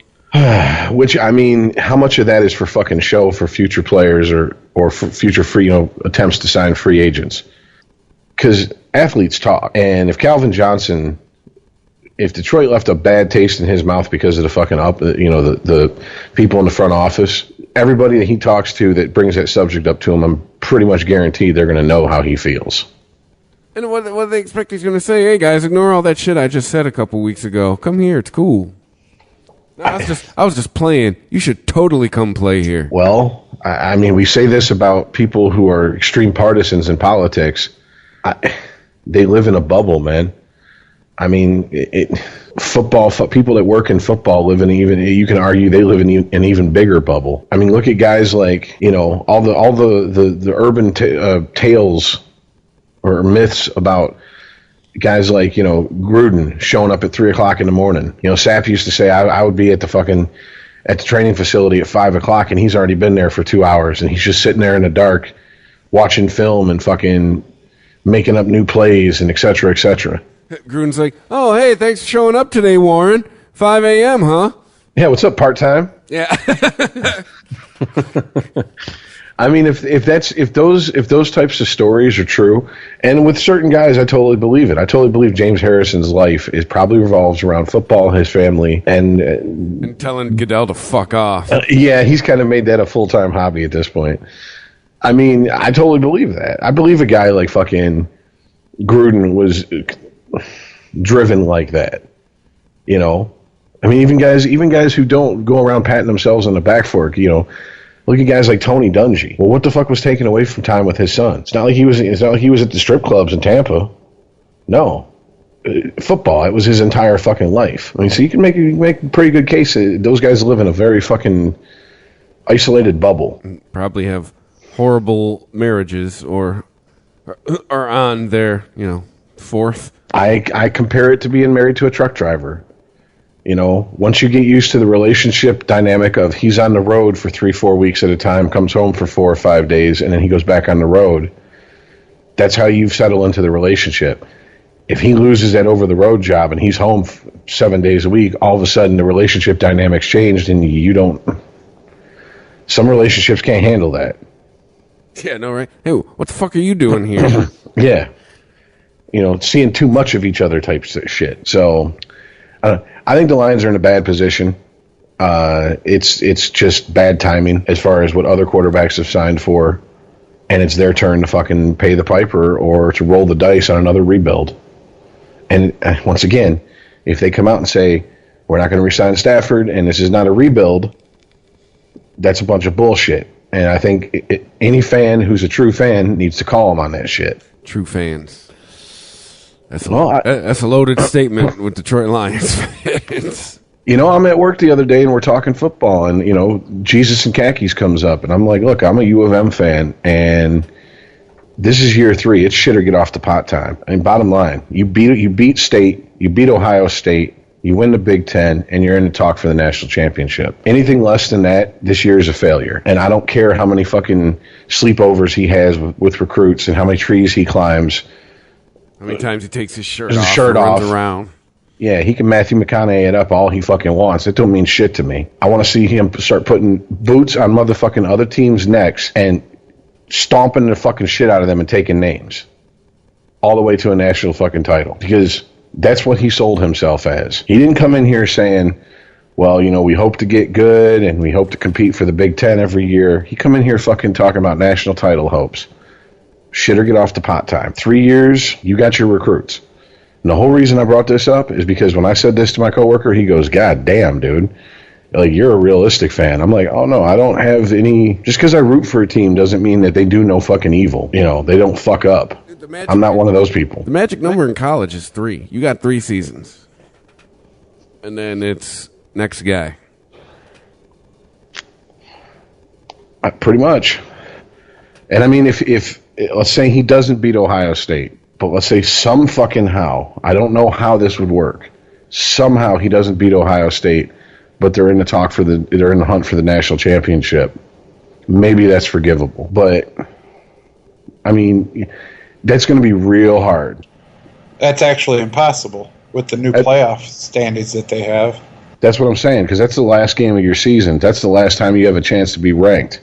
If you go out on your season with a loss, you're obviously going to fall in the fucking rankings. So unless they're ranked number 1 going into that game, Ohio State's ranked number 2, or vice versa, and they lose to Ohio State, and they get dropped down to maybe 4 or something, I don't see how it's going to happen. So, but this is what I'm getting at. I'm going to toot my own horn a little bit. I'm the type of fan, I expect results. You were hired to do a fucking job. And just like you don't accept excuses from your players, I don't think the fans should accept excuses from their fucking head coaches. The better team lost today. They just got lucky. No, don't want to hear that shit. Go out there and fucking do what you got to do. And if I was a Lions fan and the Lions go, Here's $30 million, Stafford. I don't want to hear shit from him, but we go out every fucking week. 16-0. Yep. That is our goal. Wet dream come to fruition. Hey, we went 0-16. It could happen. So you're saying there's a chance? Oh, well. That being said, do we want to? Well, I want to cover this Ezekiel Elliot story real quick. All right. So there's an article from Monday, yesterday. Well, it'll be Monday when this gets posted. It's apparently a Cowboys blog made a controversial post concerning Ezekiel Elliot and his whole domestic violence investigation. Sunday morning, the Cowboys blog, Blogging the Boys, published a post about the NFL's ongoing investigation into Elliott's domestic violence allegations. In said post, the author argued that suspending Elliott, even though charges against him have been dropped, will open the floodgates for NFL players to be blackmailed. Less than 24 hours after the post was published, it was deleted. And they have an excerpt from the post, and I'm quoting now. It says, "Suspending Elliott based solely on an unprovable accusation sets a dangerous precedent that would set up every single NFL player as a blackmail target. Even if the league suspends Elliott without pay for just one game, it effectively sets the market price for an unprovable accusation, at least one NFL game check. Look at sites like SportTrack.com and OverTheCap.com will quickly give potential blackmailers the precise amount of money, because NFL players are paid in 17 game checks over the course of a season. A player would be set to lose to an unprovable accusation."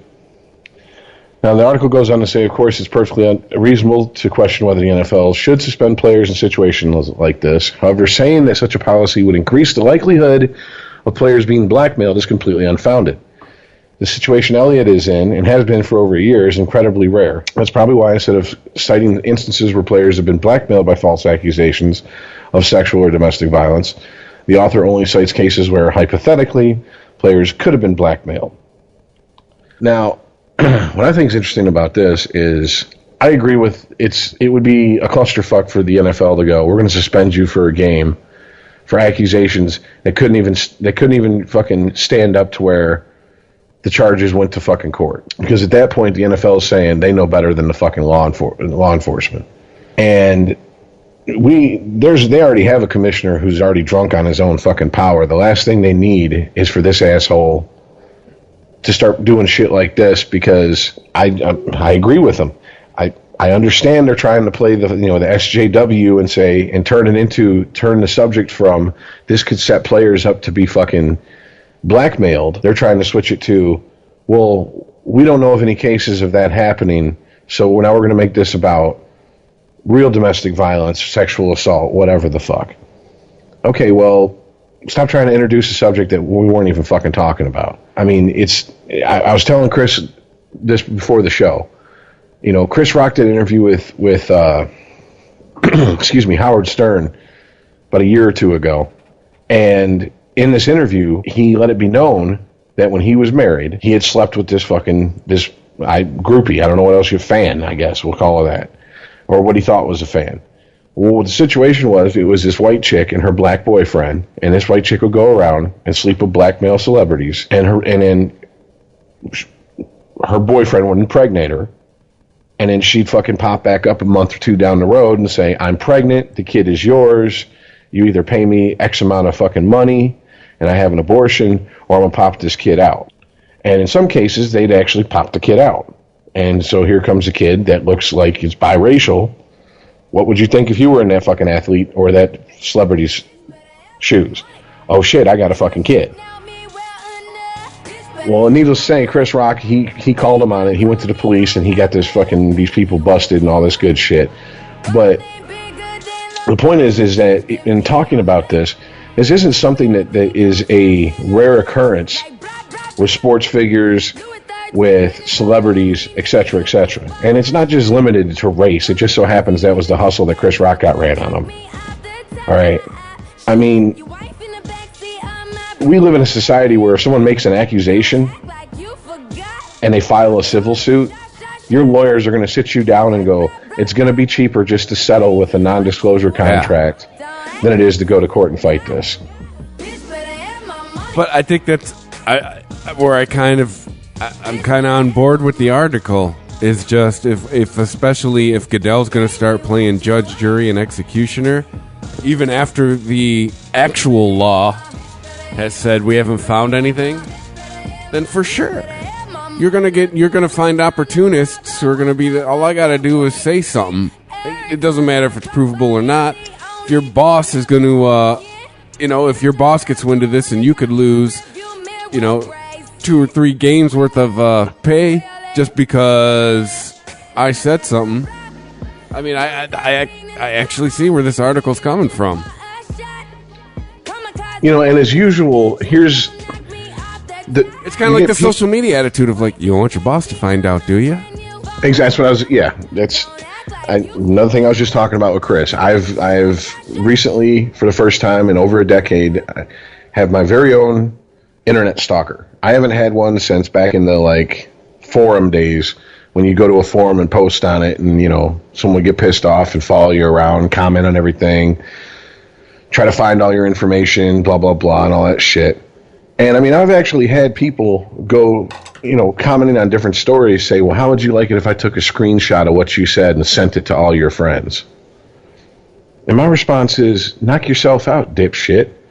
In fact, I'll fucking cut and paste the entire conversation and post it to my own fucking wall. I'm not saying nothing that I'm going to hide from. Just because you don't agree with what I'm saying doesn't mean that I don't believe in what I'm saying and that I'm ashamed of what I'm saying. I mean, so if I'm a nobody.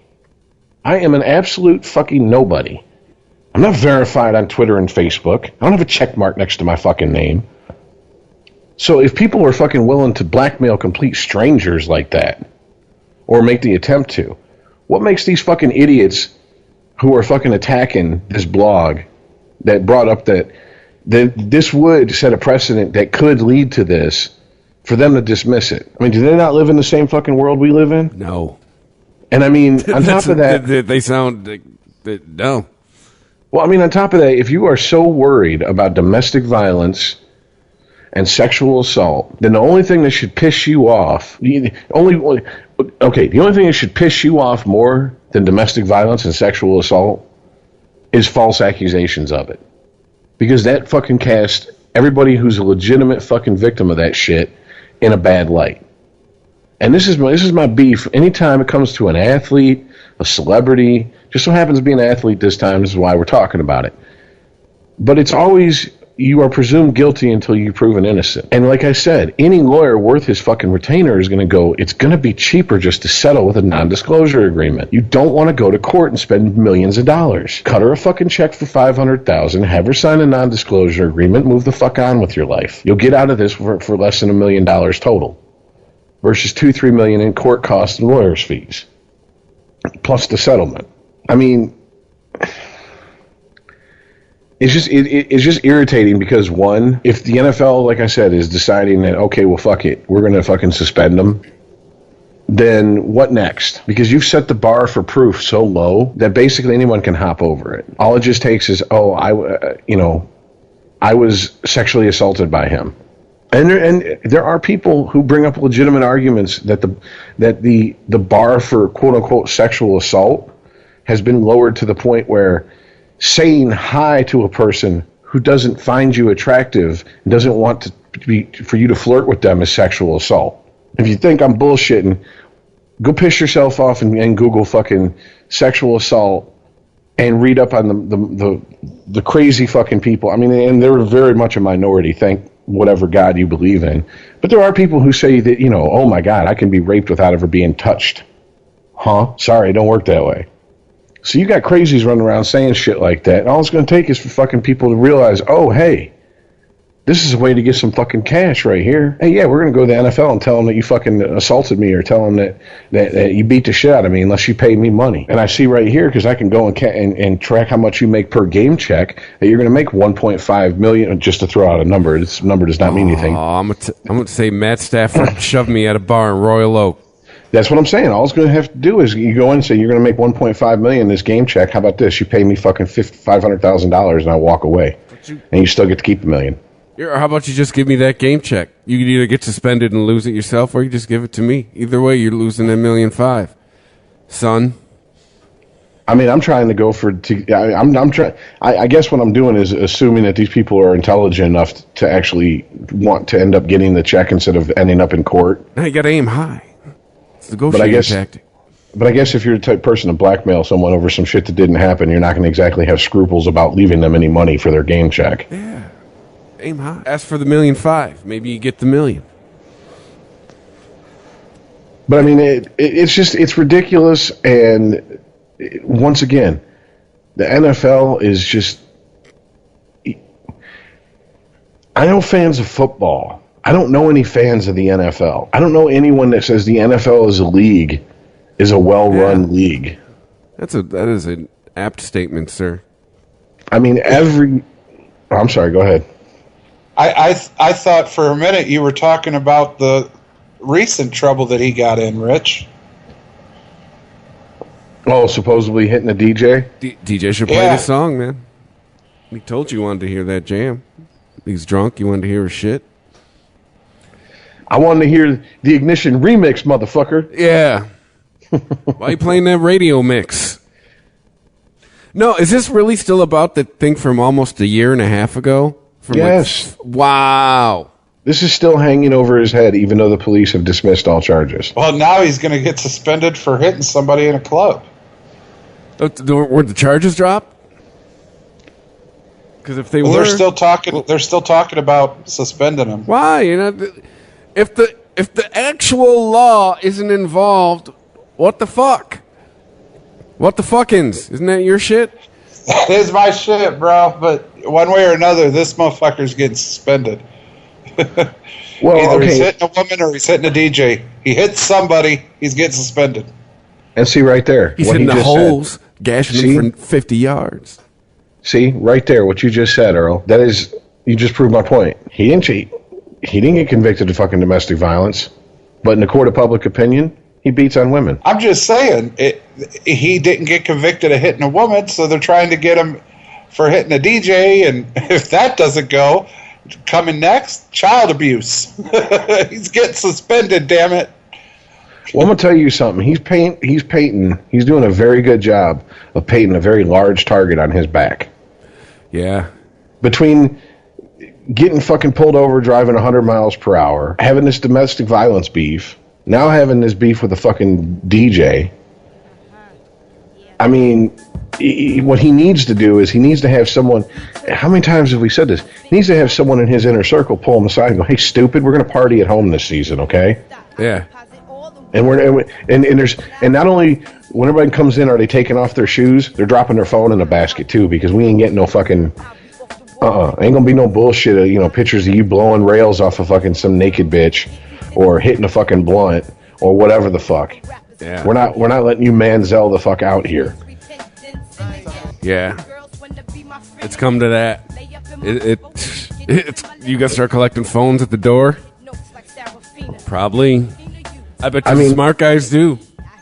Let's be honest here. He went to Ohio State, and this is, a little of this is fucking the Ohio State hater in me, but it's also just being realistic. Ohio State is the closest thing to an SEC fucking crooked ass fucking football program the Big Ten has that we know of. I mean, you could throw Penn State under Paterno, but that's a completely different situation than players getting paid.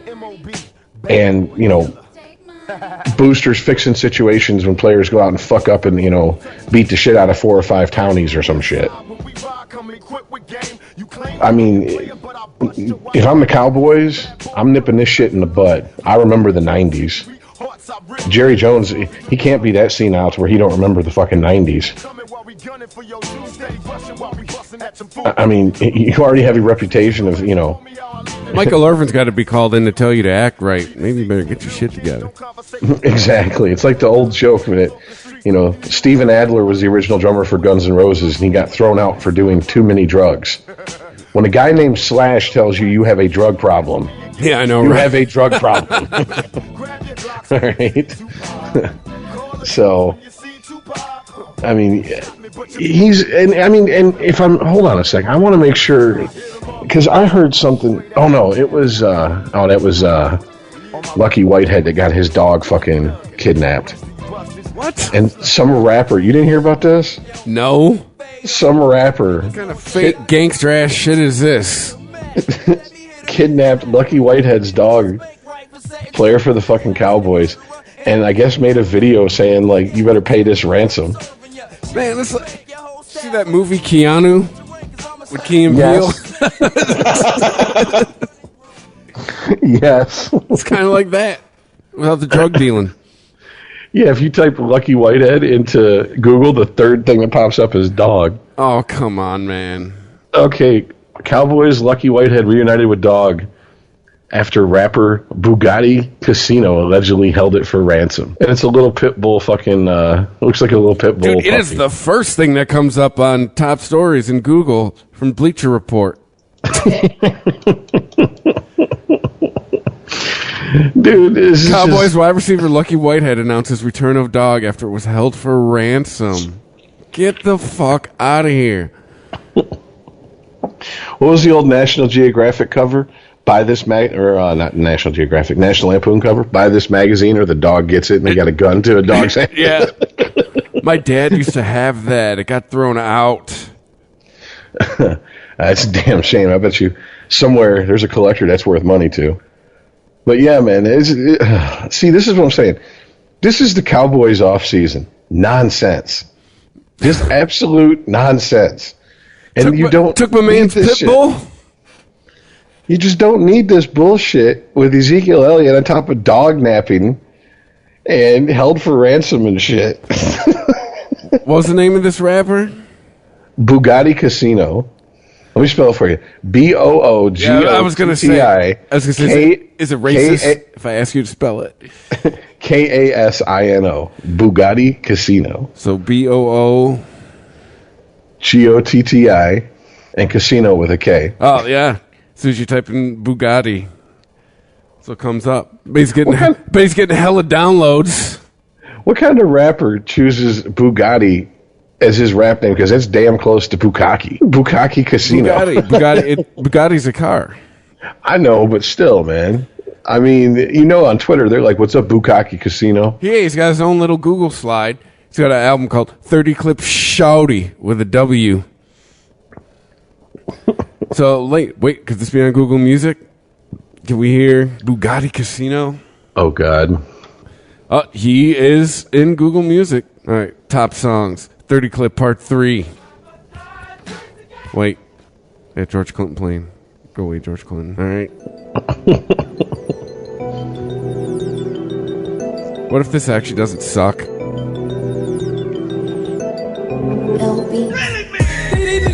To me, I'm balling, I'm out of your league. Never mind. There goes that idea.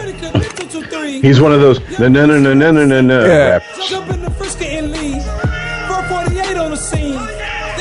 And that beat sounds like someone's fucking drying shoes in a dryer. Get the fuck out of here with that nonsense, man. It sounded like an old Fat Boys song. Fat Boys, what? Like I said, via fucking shoes in a dryer? Get the fuck out of here, man. How can you even nod to that fucking beat? Shit is fucking booty. But I will have to say, man. Dog doesn't like what you're saying. I gotta say, because I'm looking at the Washington Post article, and like I said, the headline, Cowboys Lucky Whitehead reunited with dog after rapper Bugatti Casino allegedly held her for ransom. And one guy commented, he goes, Lucky Whitehead, Bugatti Casino. I doubt there will ever be another headline that features two of the most fantastic names ever.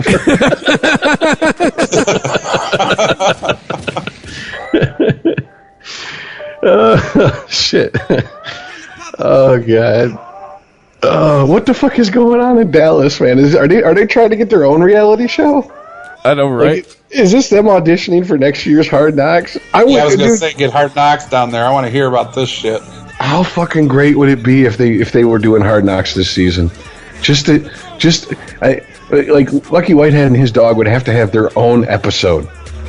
Like, seriously. Is Lucky Whitehead, shouldn't that be the name of the dog? The dog's name is Blitz. Oh, that's terrible. Oh, Christ. All right. This what I hate to quit. God, that is horrible. I'm old. I just don't care. I just do not care about modern day hip hop. Yeah, it sucks ass. Hip hop and shit since like 2010. Jesus. Reminds me of that movie Pop Star. You know what I'm talking about? Yeah, Never Stop, Never Stopping. Yeah. That movie was great, man. I love that. If you see it on Netflix, watch it. It's the Lonely Island guys. Yeah, the Style Boys or whatever. Yeah. Oh, and man. that's what's in my Jeep. I didn't listen to it. I have different things in my Jeep. So Booty Casino, so we'll call it. All right, well, to celebrate training camp starting up, should we go ahead and pick the Lions season? Yeah. Let me load up. It's for first time of the year I get to load up the picks music. oh, man, What do you mean? You just pick 16-0, right? I have to. Come on, get the fuck out of here. No, you don't. You think you have to. That's the problem. There's no one with a gun to your head saying pick them to win all the time. You can't be realistic. Like, football exists, and teams can be better than others at some points. Fuck it. Let them go ahead and pick fucking 16-0. Like I said, he won't be the Iceman fucking come fourth week of the season. Okay, but you do realize I have other teams I have to pick in those weeks, right? Yeah, I got you.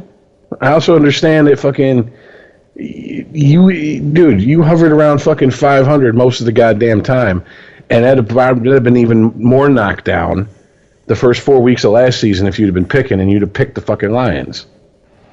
All right, Rich. I'll pick it like I see it. Damn it. Go ahead and pick 16-0. No one gives a shit. Go ahead. Oh, No, you just want a fair shot. Hush.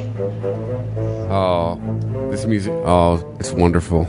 Let me just say this. I never fucking claimed to be the fucking king dingling when it comes to picking fucking football game. That's your fucking bit. Yeah. He just named you, Iceman.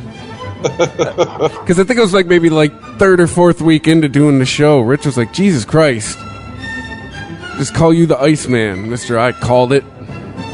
It might even been the second week. I don't know. We can go back and look. I remember him saying, I call everything. Yeah. So I said just abbreviate it down or make it an acronym to ICE, I call everything. Yeah. All right. In case of emergency, ask the Iceman. All right. Well, week 1. I believe that is September 10th. September 10th. Remember when it used to actually start like around Labor Day? But all right, we go later now. Arizona Cardinals. We are they're here. We're opening up at Ford Field. So yeah, Iceman, you fucking quote unquote won last season. Got an asterisk there. So we'll let you go first though. I won't go 16-0 with the Lions just because I'm going to be realistic this season. However, I am picking the Lions. There's no way the Cardinals have anything for them. What? Okay. Like, all right, cool. You're allowed to pick what you want to pick. I mean, I ain't gonna fucking say all that, but I'll take the Lions in it. I'm not gonna say the Cardinals ain't got nothing for them. I'm going with the Cardinals. We always forget the Cardinals got a D. Now, you got to remember, here's the thing, is that we're picking them now before preseason games and training camps later. And all the trades. And injuries, the landscape could look very different by the time game 1 actually rolls around. Rich, usually I thought it was on the Iceman for the preemptive excuses.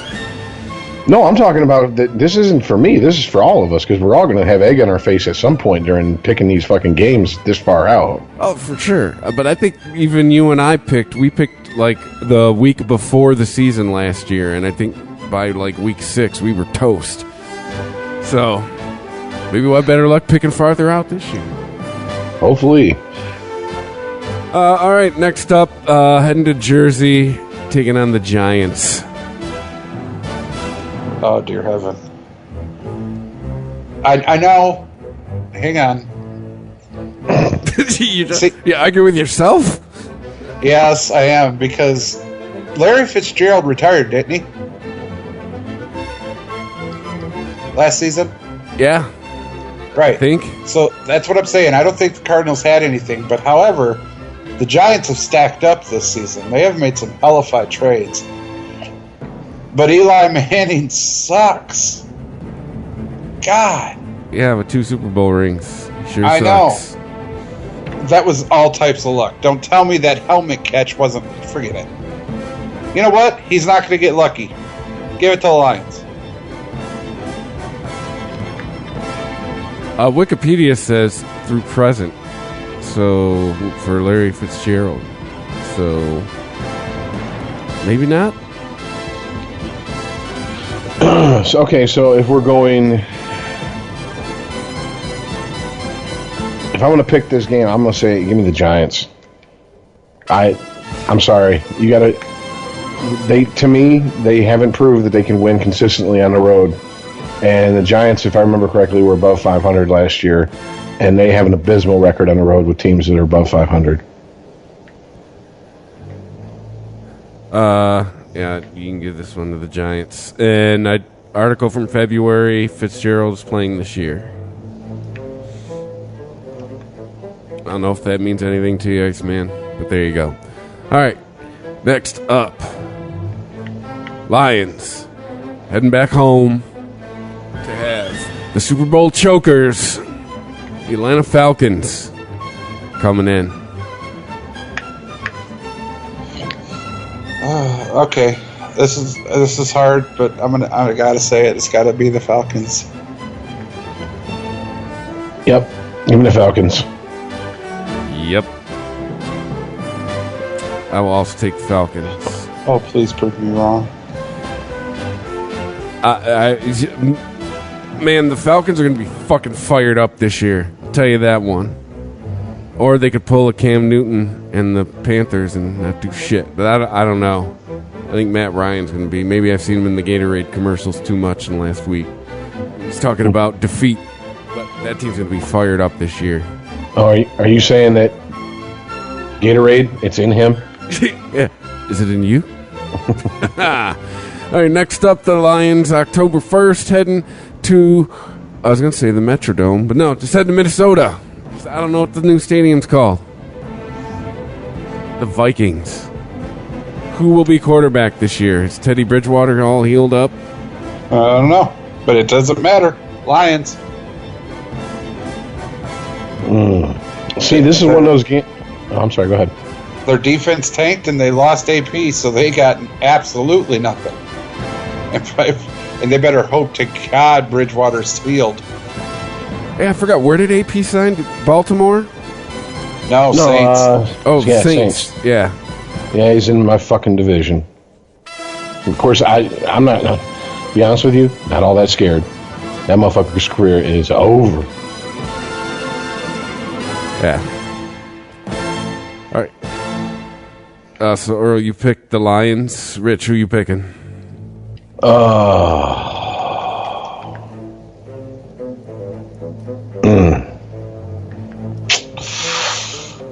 See, this is one of those. I feel like this is it's early in the season to call it a trap game, but I kind of feel it is because I feel like they should win this game. Give me Minnesota. I don't know. Once again, I can't give them the benefit of the doubt on the road. I just can't. And that's a division foe, and it would be just completely Lion-esque for them to fucking shit the bed against a division foe that they should fucking win against. I'm going with the Lions. Minnesota sucks. Without Adrian Peterson, they suck even more. They are not the Vikings of the late 2000s, let's say.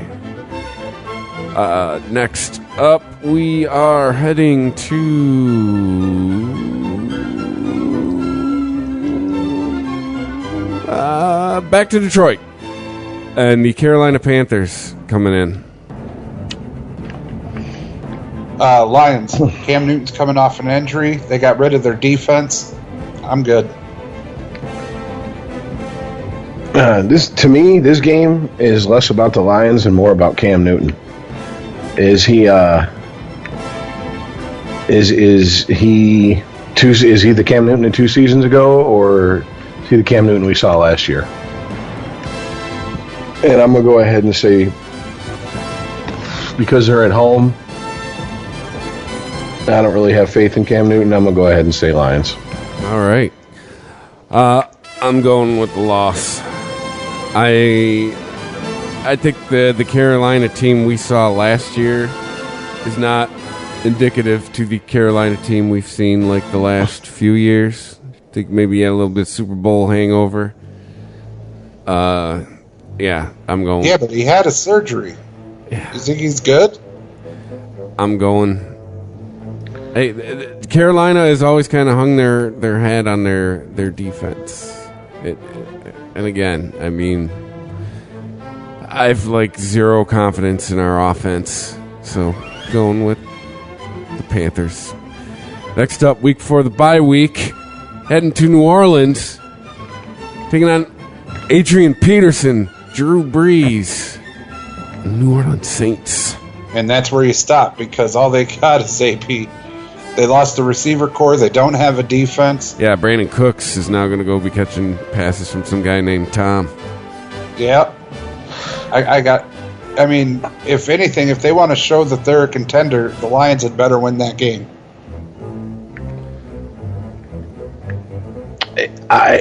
Is it just me? But if all they have is AP, then they don't have shit. Am I the only one that feels that way? No, I said that. They got Drew Brees. You lost the Brees. receiver core. You never had a defense. No, what I'm just saying is, if that's what they're fucking hanging their hat on is Peterson, then And Drew Brees. I mean, wow, his career is far as down as AP's. You are fake news. Oh wait, that's what's happened. Anyways, That's from New Orleans. They want you to hear that. yeah, I know we believe in ourselves. That's nice. Yeah, give me the Lions on this one, and this is where all the Kool-Aid drinking is going to start for the Lions fans. They're going to get pumped up from this win, and they're going to be like, "This is our year, baby." Man.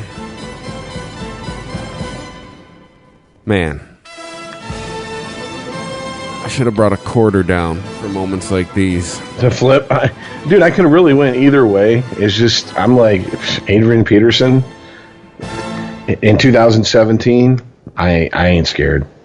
Yeah, New Orleans is at home. That's the only thing that gave me pause. I mean, at this point, if I don't pick the Lions, I got them going 1-5 into the bye week. I can't pick them for some reason. Just Drew Brees playing the Lions. I can't. I got to go with the Saints. So going into the bye week, Rich, you got them 3-3. Earl, you got them 4-2. So I'm the pessimist of the bunch. All right, coming out of the bye week, playing a little team from Pennsylvania called the Pittsburgh Steelers. Let's write my answer in now. Where are we playing them? That is the question. Oh, they're at Ford Field. Ooh, Sunday night game. Oh, which, by the way, the Giants game, Monday night game. Week 2 of Monday Night Football, everybody. Yeah, the Lions never shit the bed on Monday Night Football. We got 2 Monday night games this year. Yeah, is it more because we deserve it or because who we're playing? Who we're playing. Iceman, I hear you languishing over there. Yeah, because I got to pick the Steelers, and I don't want to, but I have to. Yep. It's going to be a Steeler game. Same here, Steelers. This isn't even a fuck. I don't even have to think about it. Yeah, same here. Steelers. So next up, that next Monday night game at Lambeau Field, taking on the Packers. A guy named Aaron Rodgers, who's probably single and more focused this year.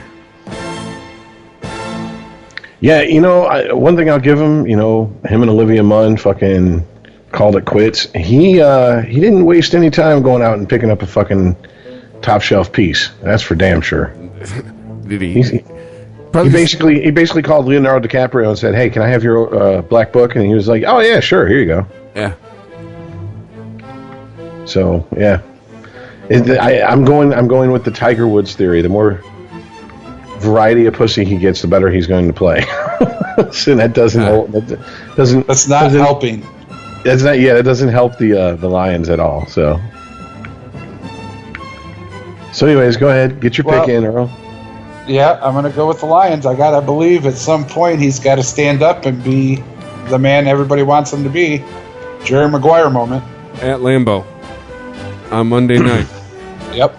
That's free country.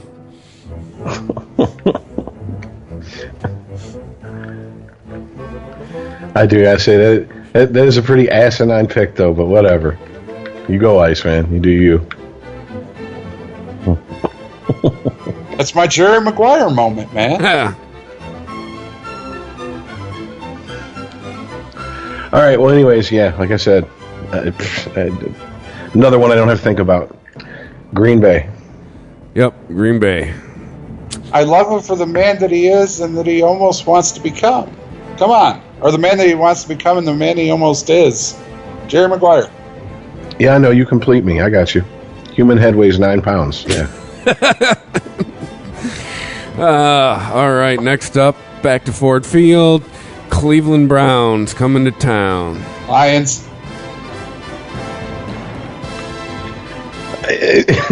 I mean, pretty much. And once again, this doesn't speak to what the Lions are capable of. It speaks to how shitty their opponent is. So, yeah, give me the Lions on this one. Yeah, I wrote straight W's across before any of us even answered. Give me the Lions in this one. Next up, the toilet. Yeah, heading down I-94 to Chicago, playing the Bears.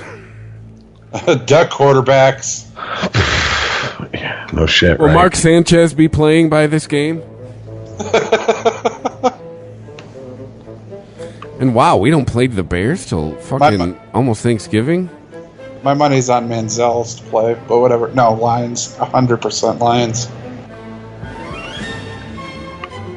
Yeah, normally I would go with the Bears, but I mean that's such a clusterfuck out there in Chicago. Yeah, give me the Lions on this one. Same here. I do not believe in Mike Lennon. I do not believe in what the hell is going on there. As a Tampa Bay Bucs fan, I can say it is very good that you don't believe in Mike Lennon. All right, this year, Thanksgiving. At home. Minnesota. Sorry about your loss again, Vikings. Yeah, this one I'll give the Lions a rare Turkey Day win. Minnesota sucks at their house, and they're going to suck at our house. Give me the Lions. Okay. Sunday, December 3rd, heading to Baltimore to face the Ravens. The good alter ego of the Cleveland Browns. And not good enough. I still choose the Lions.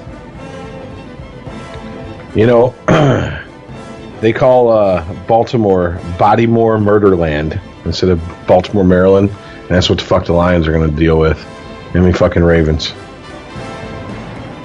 Yeah, because whether or not their offense has it together, I mean, something that's perennial in Baltimore is defense. Give me the Ravens. All right, next up, the Lions heading to Tampa Bay. Oh, you conflicted on this one, Rich? No. I don't know. Dude, Bucks have a hell of a field goal kicker. I don't give a single fuck about the Lions except for that we have to talk about them because they're your guys' hometown team. Like, Earl's a legit fan. A little too legit, in my opinion. And Chris, unfortunately, you've never lived in another part of the country to be a fan of any other team. So. By default. Exactly. So, I mean, you know, I have sympathy for you. But anyways, get on with your pick, Earl. Come on. Let's hear it. Oh, no, it's definitely Lions. Okay. Your column is... You're definitely a glass half full guy, Earl. Oh, no. He's Chicken Little about everything else except for the fucking Lions. All of a sudden, we start talking about the Lions. If the Lions have this record at this point, the blue and silver Kool-Aid will be flowing out of every faucet and every fucking house, every domicile in the Metro Detroit area. Dude, it's not even the fucking Kool-Aid at that point. It'll be fucking... I mean, it'll be the butter coming out of everybody's ass, man. I mean, it's just going to be ridiculous. Yeah, right now, Earl, you have him at like 10-3. But good for you, man. They're putting up numbers like mid-2000s fucking Colts and shit. Yeah. All right. Anyways, and believe me, if I thought that Tampa Bay would lose this game, I would pick the Lions. And if you listened to last year during the picks in the college football season, I told you guys that fucking U of M wasn't going to beat Ohio State. So it's not. I mean, I guess you can call me a homer if you want, but I'm picking Tampa on this. And I'm going to say this: if Tampa doesn't beat them, then Tampa's fucking pathetic this season. That's all there is to that. I think two names you're going to hear a lot this season are Famous Jameis and Mike Evans. Yep. Give me the Bucks. All right. Next up, back in the D, the Bears coming to town. Really? You know, I don't want to speak for you. Yeah, I mean, they do play them. I don't care who that team plays. I will never pick the toilet bowl. I will pick Cleveland over the toilet bowl.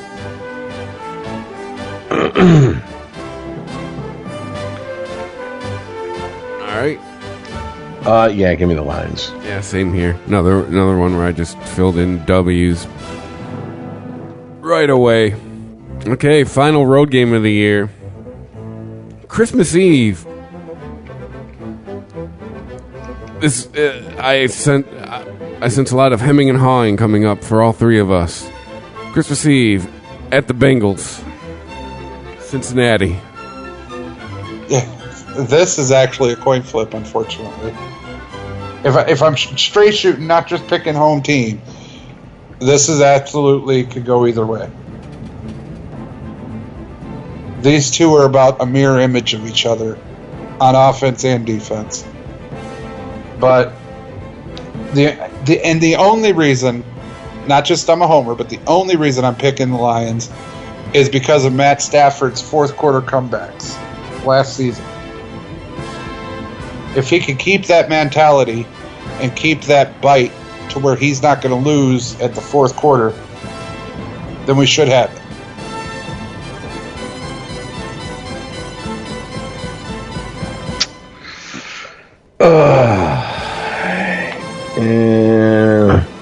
It's a road game, fairly evenly matched. I'm going to go ahead and say Cincinnati. Like I said, they're fairly evenly matched, and it's a road game, so that's the deciding factor on that one. See, now the homer part of me is like, I gotta throw him a W. I don't have very many W's for him. But it's a road game. You had to say it's a road game 12 times, didn't you, Rich? Because I was sitting there, I'm like, I'll toss them a W. They need one from me. I mean, and at this point in the season, who knows what's going on? Like, this is the Detroit Lions. We could be fighting for our life. It could be over. And in Detroit, we all know that doesn't mean the good way. I like our offense, but I like Cincinnati's defense. Good God, man. For some reason, fuck, give me the ginger. Son of a bitch. All right, last game of the year, New Year's Eve.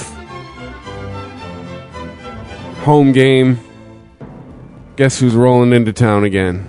Jesus, that's going to be a fucking party night. Yeah. Yeah, it is. This team from Wisconsin.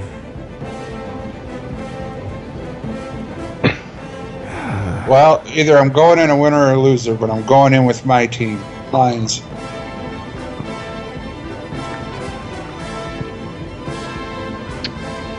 I watched the Lions just fucking fold against this fucking team for so many years. These motherfuckers are shook. There's just no two ways about it. Give me the fucking Pack. We couldn't do it last year when it meant something. Give me the fucking Pack. I'm gonna tell you what. That's Lions fans. There's your fucking nightmare scenario. Is it comes down to this game, and you got to win to fucking make the playoffs. Because there's going to be a whole lot of broken hearts come fucking 12/01/2018. Yeah. A lot of people stocking up on alcohol for good or bad reasons. No shit. That's for real. All right. Doing the final tallies here. All right. Glass is half empty in my world.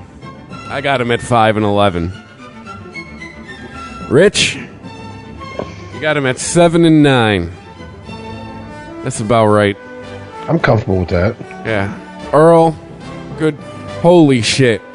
There will be no Lions t-shirts to be found. Jerseys will be on back order for 6 weeks. They'll be out of blue and silver face paint by Halloween. You have them at 13-3, sir. That's about right. That is ridiculous. That is fucking retarded, dude. Matt Stafford won't be able to leave his house.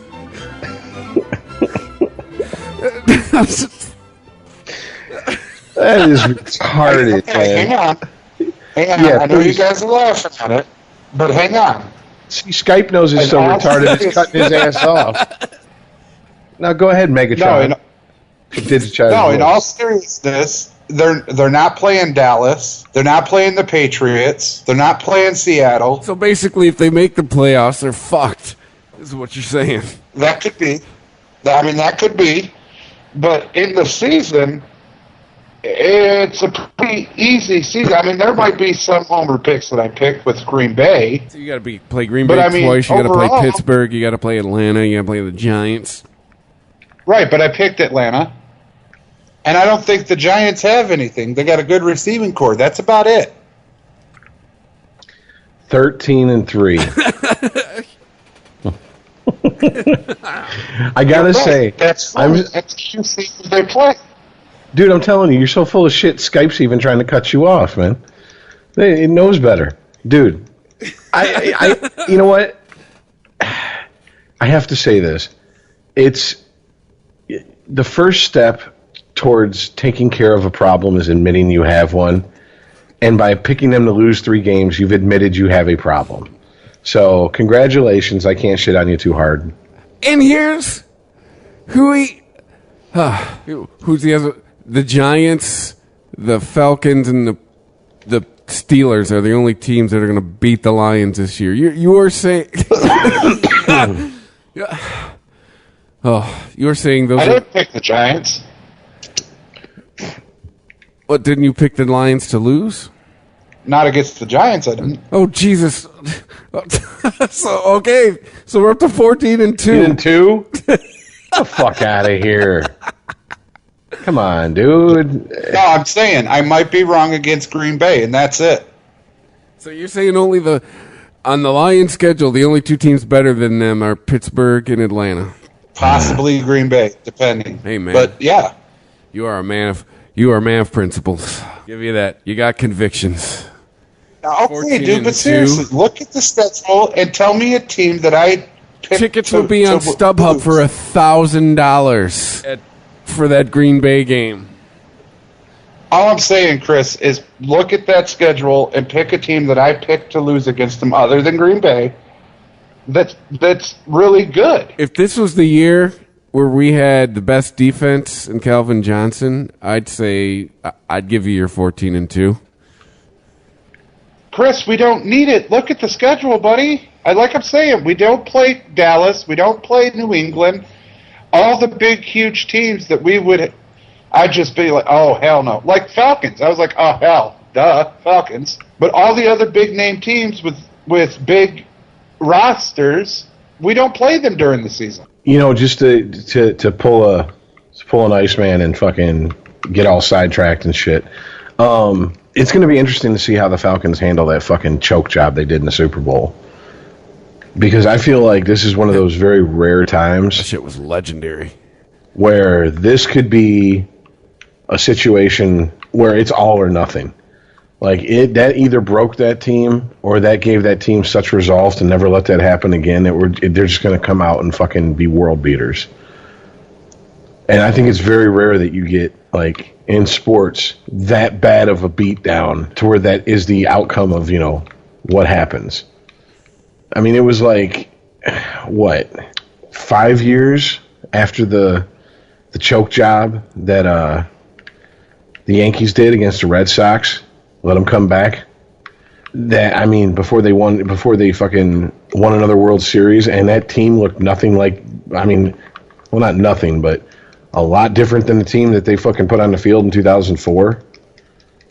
I mean, that's got to tell you something. That's a team that's like, we kind of got to retool to get over fucking that bad of a choke job. I mean, because that choke job is so bad, it has cost me friendships. Like, I'm not bullshitting. Like, I had someone who just don't talk to me anymore because he's an Atlanta Falcons fan. And I waited 3 days, according to him, to talk shit about it, when the truth is I didn't see a meme that I thought was worthy of posting about it until 3 days later. And he got all fucking pissy and butthurt. And if that's how a fan takes it, you know those players are taking it like that. They're not thrilled. So that was just an aside I had. I think it's an all-or-nothing situation for Atlanta this season. Okay, but Chris, pick a team that I chose to lose against the Lions that's a decent team that has a shot. That you chose to lose against the Lions, a decent team that has a shot.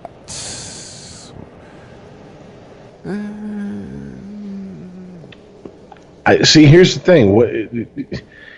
It doesn't matter what you say; he's going to dismiss it. So Arizona, the New York Giants, Carolina. The Giants, you have a point. Carolina's going to be up in the air just because of fucking Cam. This team out of Wisconsin called Green Bay. That's what I said, other than Green Bay, because I might be wrong about Green Bay games. That's it.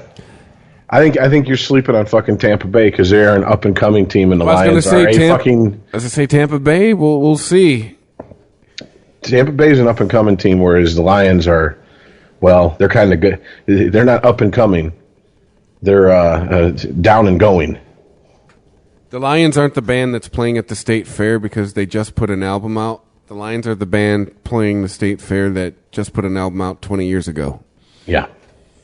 Yeah, they're the ones where the you see a lot of femme mullets in the crowd. A lot of mom jeans up around, over the belly button. If you're playing the State Fair, you're on your way up or you're on your way down.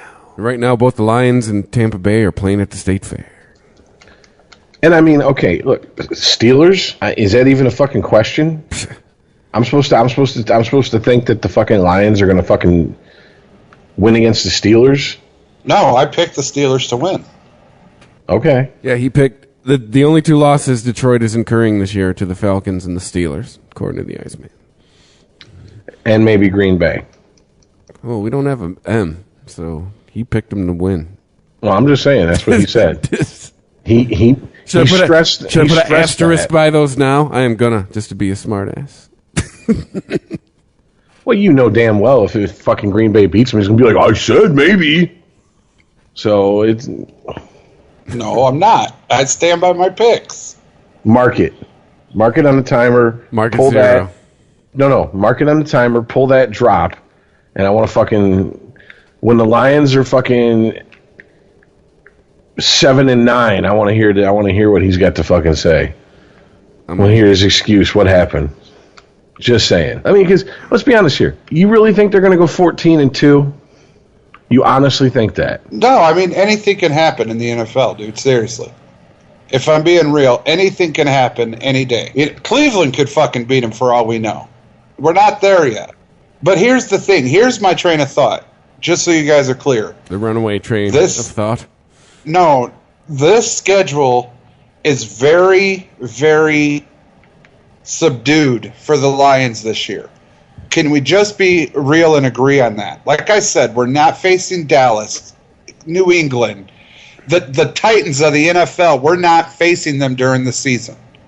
How many playoff teams are they facing? How many teams that were in the playoffs last year are they facing? 2.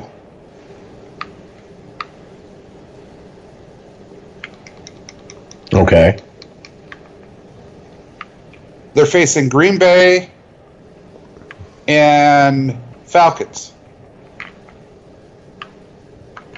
Falcons. I don't know.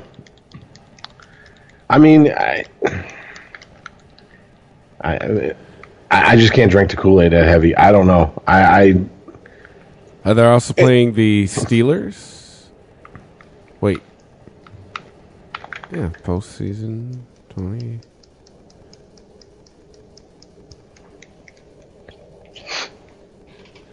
Yeah, the Steelers made the playoffs last year. The Giants made the playoffs last year. 4. The Falcons. Green Bay. Yeah, right. Green Bay. I included them in my 4. But compared to what their season could look like and how hard it could be, it's a very subdued season for the Lions. If they have a shot at proving anything during the season, this would be one of those seasons. They signed a great tackle, got great offensive line going now. Their defense is beefed up. They got a great receiving core. So then here you go. We'll go through and we'll mark, because here's what I think. Here's key games you got to win. You got to beat Arizona. You got to beat Carolina. You got to beat New Orleans, because these are all teams that can go either way. You got to beat Cincinnati. You got to beat Baltimore. You got to beat Tampa Bay and Cincinnati. Excuse me. My problem isn't with the strength of schedule. My problem is this team has done nothing but reinforce the stereotype that they are garbage on the fucking road for decades now. They have not been a threat to people on the road since fucking Barry's time, all right? That's where I think they fucking... And you can't tell me that that's not fucking with these guys' heads, or else they wouldn't continue to have that fucking problem. No, I completely agree with you, Rich, and that's what I'm trying to say. If we're going to have any shot of ever breaking stereotypes, the tradition of losing on the roads, all of the bad things that people can associate with the Lions. If there's a season to do it, it's now. They got the pieces they need. The schedule isn't that tough, okay? So, I mean, it's theirs to lose. I got to pick them because it's theirs to lose. They're not going up against huge juggernaut teams. I will say this. I think that last season they proved to themselves and to the NFL that there was life after Calvin Johnson. And I think that was a very big question mark, not only for that team, but for the entire NFL. Maybe I'm being pessimistic.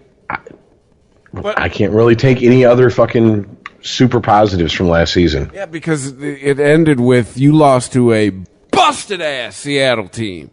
Like you lost to a shell of a Seattle team. Like if Seattle would have been full health, that game would have been over in the first quarter. Here's a thought. Okay. Come week 8, we're not going to be talking about the Lions this much unless fucking Earl brings them up.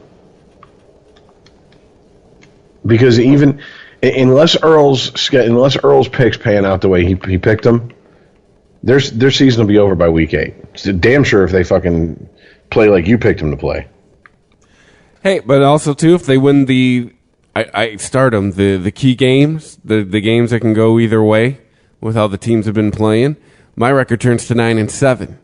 So I mean that tells you right there. I mean, you got to assume teams like the Giants, Atlanta, Pittsburgh, Green Bay, you're going to drop those games. You got to beat mediocre Minnesota. You got to beat the shit show in Soldier Field. See, and I'm doing what you said last season, Chris. I'm putting the bar higher. And on this season, with that schedule, there's no reason that they can't go with a great record through the season. 14-2, that is a bar we have do you realize we have all been on this planet about 4 decades. We've never seen that record come out of this team. Yeah, I mean that is a bold fucking statement right there. To say they're going to go 14-2. Because okay, look, an average NFL team is a 500 team. It just reeks of average. Okay, good NFL teams win all their home games and half their road games. That puts you at 12-4 right there. All right, so I mean we're talking some fucking rare air if they go 14-2. I mean seriously, we're talking once again mid-90s Colts type fucking teams. Right, but look, they're playing the Vikings twice, they're playing Chicago twice, and they're playing the Browns. That's 5 games out the gate before we even get started. Well, that's what I'm saying. Those are the ones that you should. Those are the ones you should win, and then okay, yeah. Like I said, I mean that's out the gate. Those are the 5 victories I have. Because I have no confidence in them on the road or playing teams that have been better than them in the past. But that's what I'm saying. If they win, like I said, Arizona, Carolina, New Orleans, Baltimore, Tampa Bay, Cincinnati. Those are your key games this year. Those are already. We're saying it. Training camp hasn't even officially gotten in yet. I'm saying it on July 18th, 2017. Well, now it's July 19th because after midnight. Dude, these are your must-win games. The Saints are a busted shell of what they used to be, man. So prove it. Go in there and prove it. That's my whole statement about my picks, bro. With this season, this is their chance to prove that they deserve something, that they're here for real. That is why my bar is so high. Because this season, with this schedule, there's very few games that I'm like, oh, shit, yeah, that's going to be a loss. I'm saying there are 4 must-wins on your schedule before you've even unpacked your bags in Allen Park. If you want to prove you're for real, you got to win all the ones that you're supposed to win, plus these 4 key matchups. And if you can steal one from the Giants or the fucking Falcons, one of the Green Bays or the Steelers, fucking God bless you. You know, and we're known to do that. we're known to lose the games we're supposed to win and win the games we're supposed to lose. Yeah, that's another same old Lions situation. You know, Yep. I mean, dude, I get you. I get it. Okay, I really do. You know, you have faith in your team. I mean, to me, like I said, as a Bucs fan, last year was forward progress. This year, minimum is make the. I mean, the bare minimum for that team for to be a good season, in my mind, is make the playoffs. Every year there has to be forward progress. My thing with the Lions is, and it's fucking maddening to watch, is that one year they'll have forward progress, and the next year just the wheels fucking fall off, and it's like out of fucking nowhere. You've been to the playoffs 2 times in the last 5 years. You've proven to us that you can do it. Now you have to win a play. For me, my line is win a playoff game. You've proved twice in 5 years. I mean, it's the most of my adult life. Yeah, I mean, I think that's a very fair fucking demand to put on them. You show me you can get there, now show me you can get to the next round. Exactly. Show me you can fucking win a playoff game. Schwartz got you there. Fucking, no, 3 times, right? Because Caldwell's got us there twice. Schwartz got us there once. Yep. So that's 3 times in 5 years. That's the majority of the last 5 years you made the playoffs. Let's go. Let's get to the next round.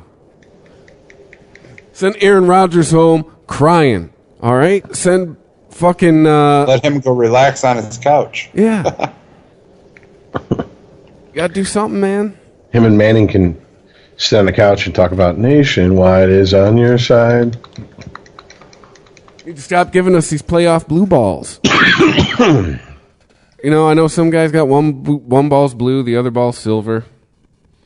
You know what's funny is that somewhere right now someone is listening to this going, like, even your prediction is too fucking like hopeful for them, Chris. They're like, it's the fucking Lions. Why are they even talking about this shit team? Who gives a fuck if that's the local team? They haven't been relevant in fucking decades. You know someone's sitting there thinking that shit right now as we're talking. Yeah, well, they're also picked. They're like, the Detroit Lions? In the NFL? Yeah. Oh. Well, I mean, hey, the picks are in, and I mean, obviously, like I said, 4 preseason games and training camp. Anything could fucking happen. Hey, we go for undefeated preseason champs again. I almost feel like if the Lions lose every preseason game, that's better than if they win every one. I just feel that way. Oh, what? You get mad and hang up, ICEman?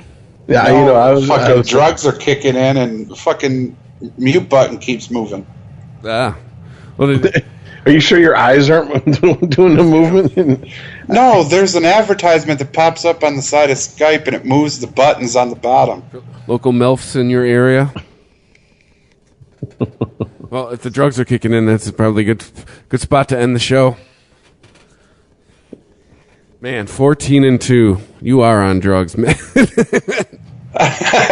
Yeah, and mark that down. I'm also high when I'm picking. No, that's not it. No, I honestly believe, like I said, this is their season to either make it or break it. I mean, you guys have to see that point. All the big juggernaut names are off of this schedule. I don't know how they did it. I don't know why they're not there, but they're not. No, you're absolutely right. In my opinion, it's a shit or get off the pot time. Because when Sue said, I'm not re-signing, and Megatron said, yeah, I'm going to go retire, that started that window closing for him. Unless a miracle happens and one of their draft picks comes out of fucking nowhere to be a Brady-esque superstar that breathes, an extension into the, their window of an opportunity to win, to be a contender, a legit contender, it's closing. Aaron Rodgers hits his head, and all of a sudden, I will not play another down of football unless it's for the Detroit Lions. What? Would you sign Aaron Rodgers to $30 million a year? Yes. Absolutely. Guy's got some rings. I'll give him $30 million on the back end. You get $60 million if you win a Super Bowl. Because the person who wins us, the quarterback who finally wins us a Super Bowl, it doesn't matter if he wins anything else after. His jersey will be retired on that principle alone. If he gets us to the Super Bowl, we've never even been to the show. That's what I'm saying. The guy who does that, that's what I'm saying. You could be a rookie. It's guaranteed your shit's going to get raised to the rafters.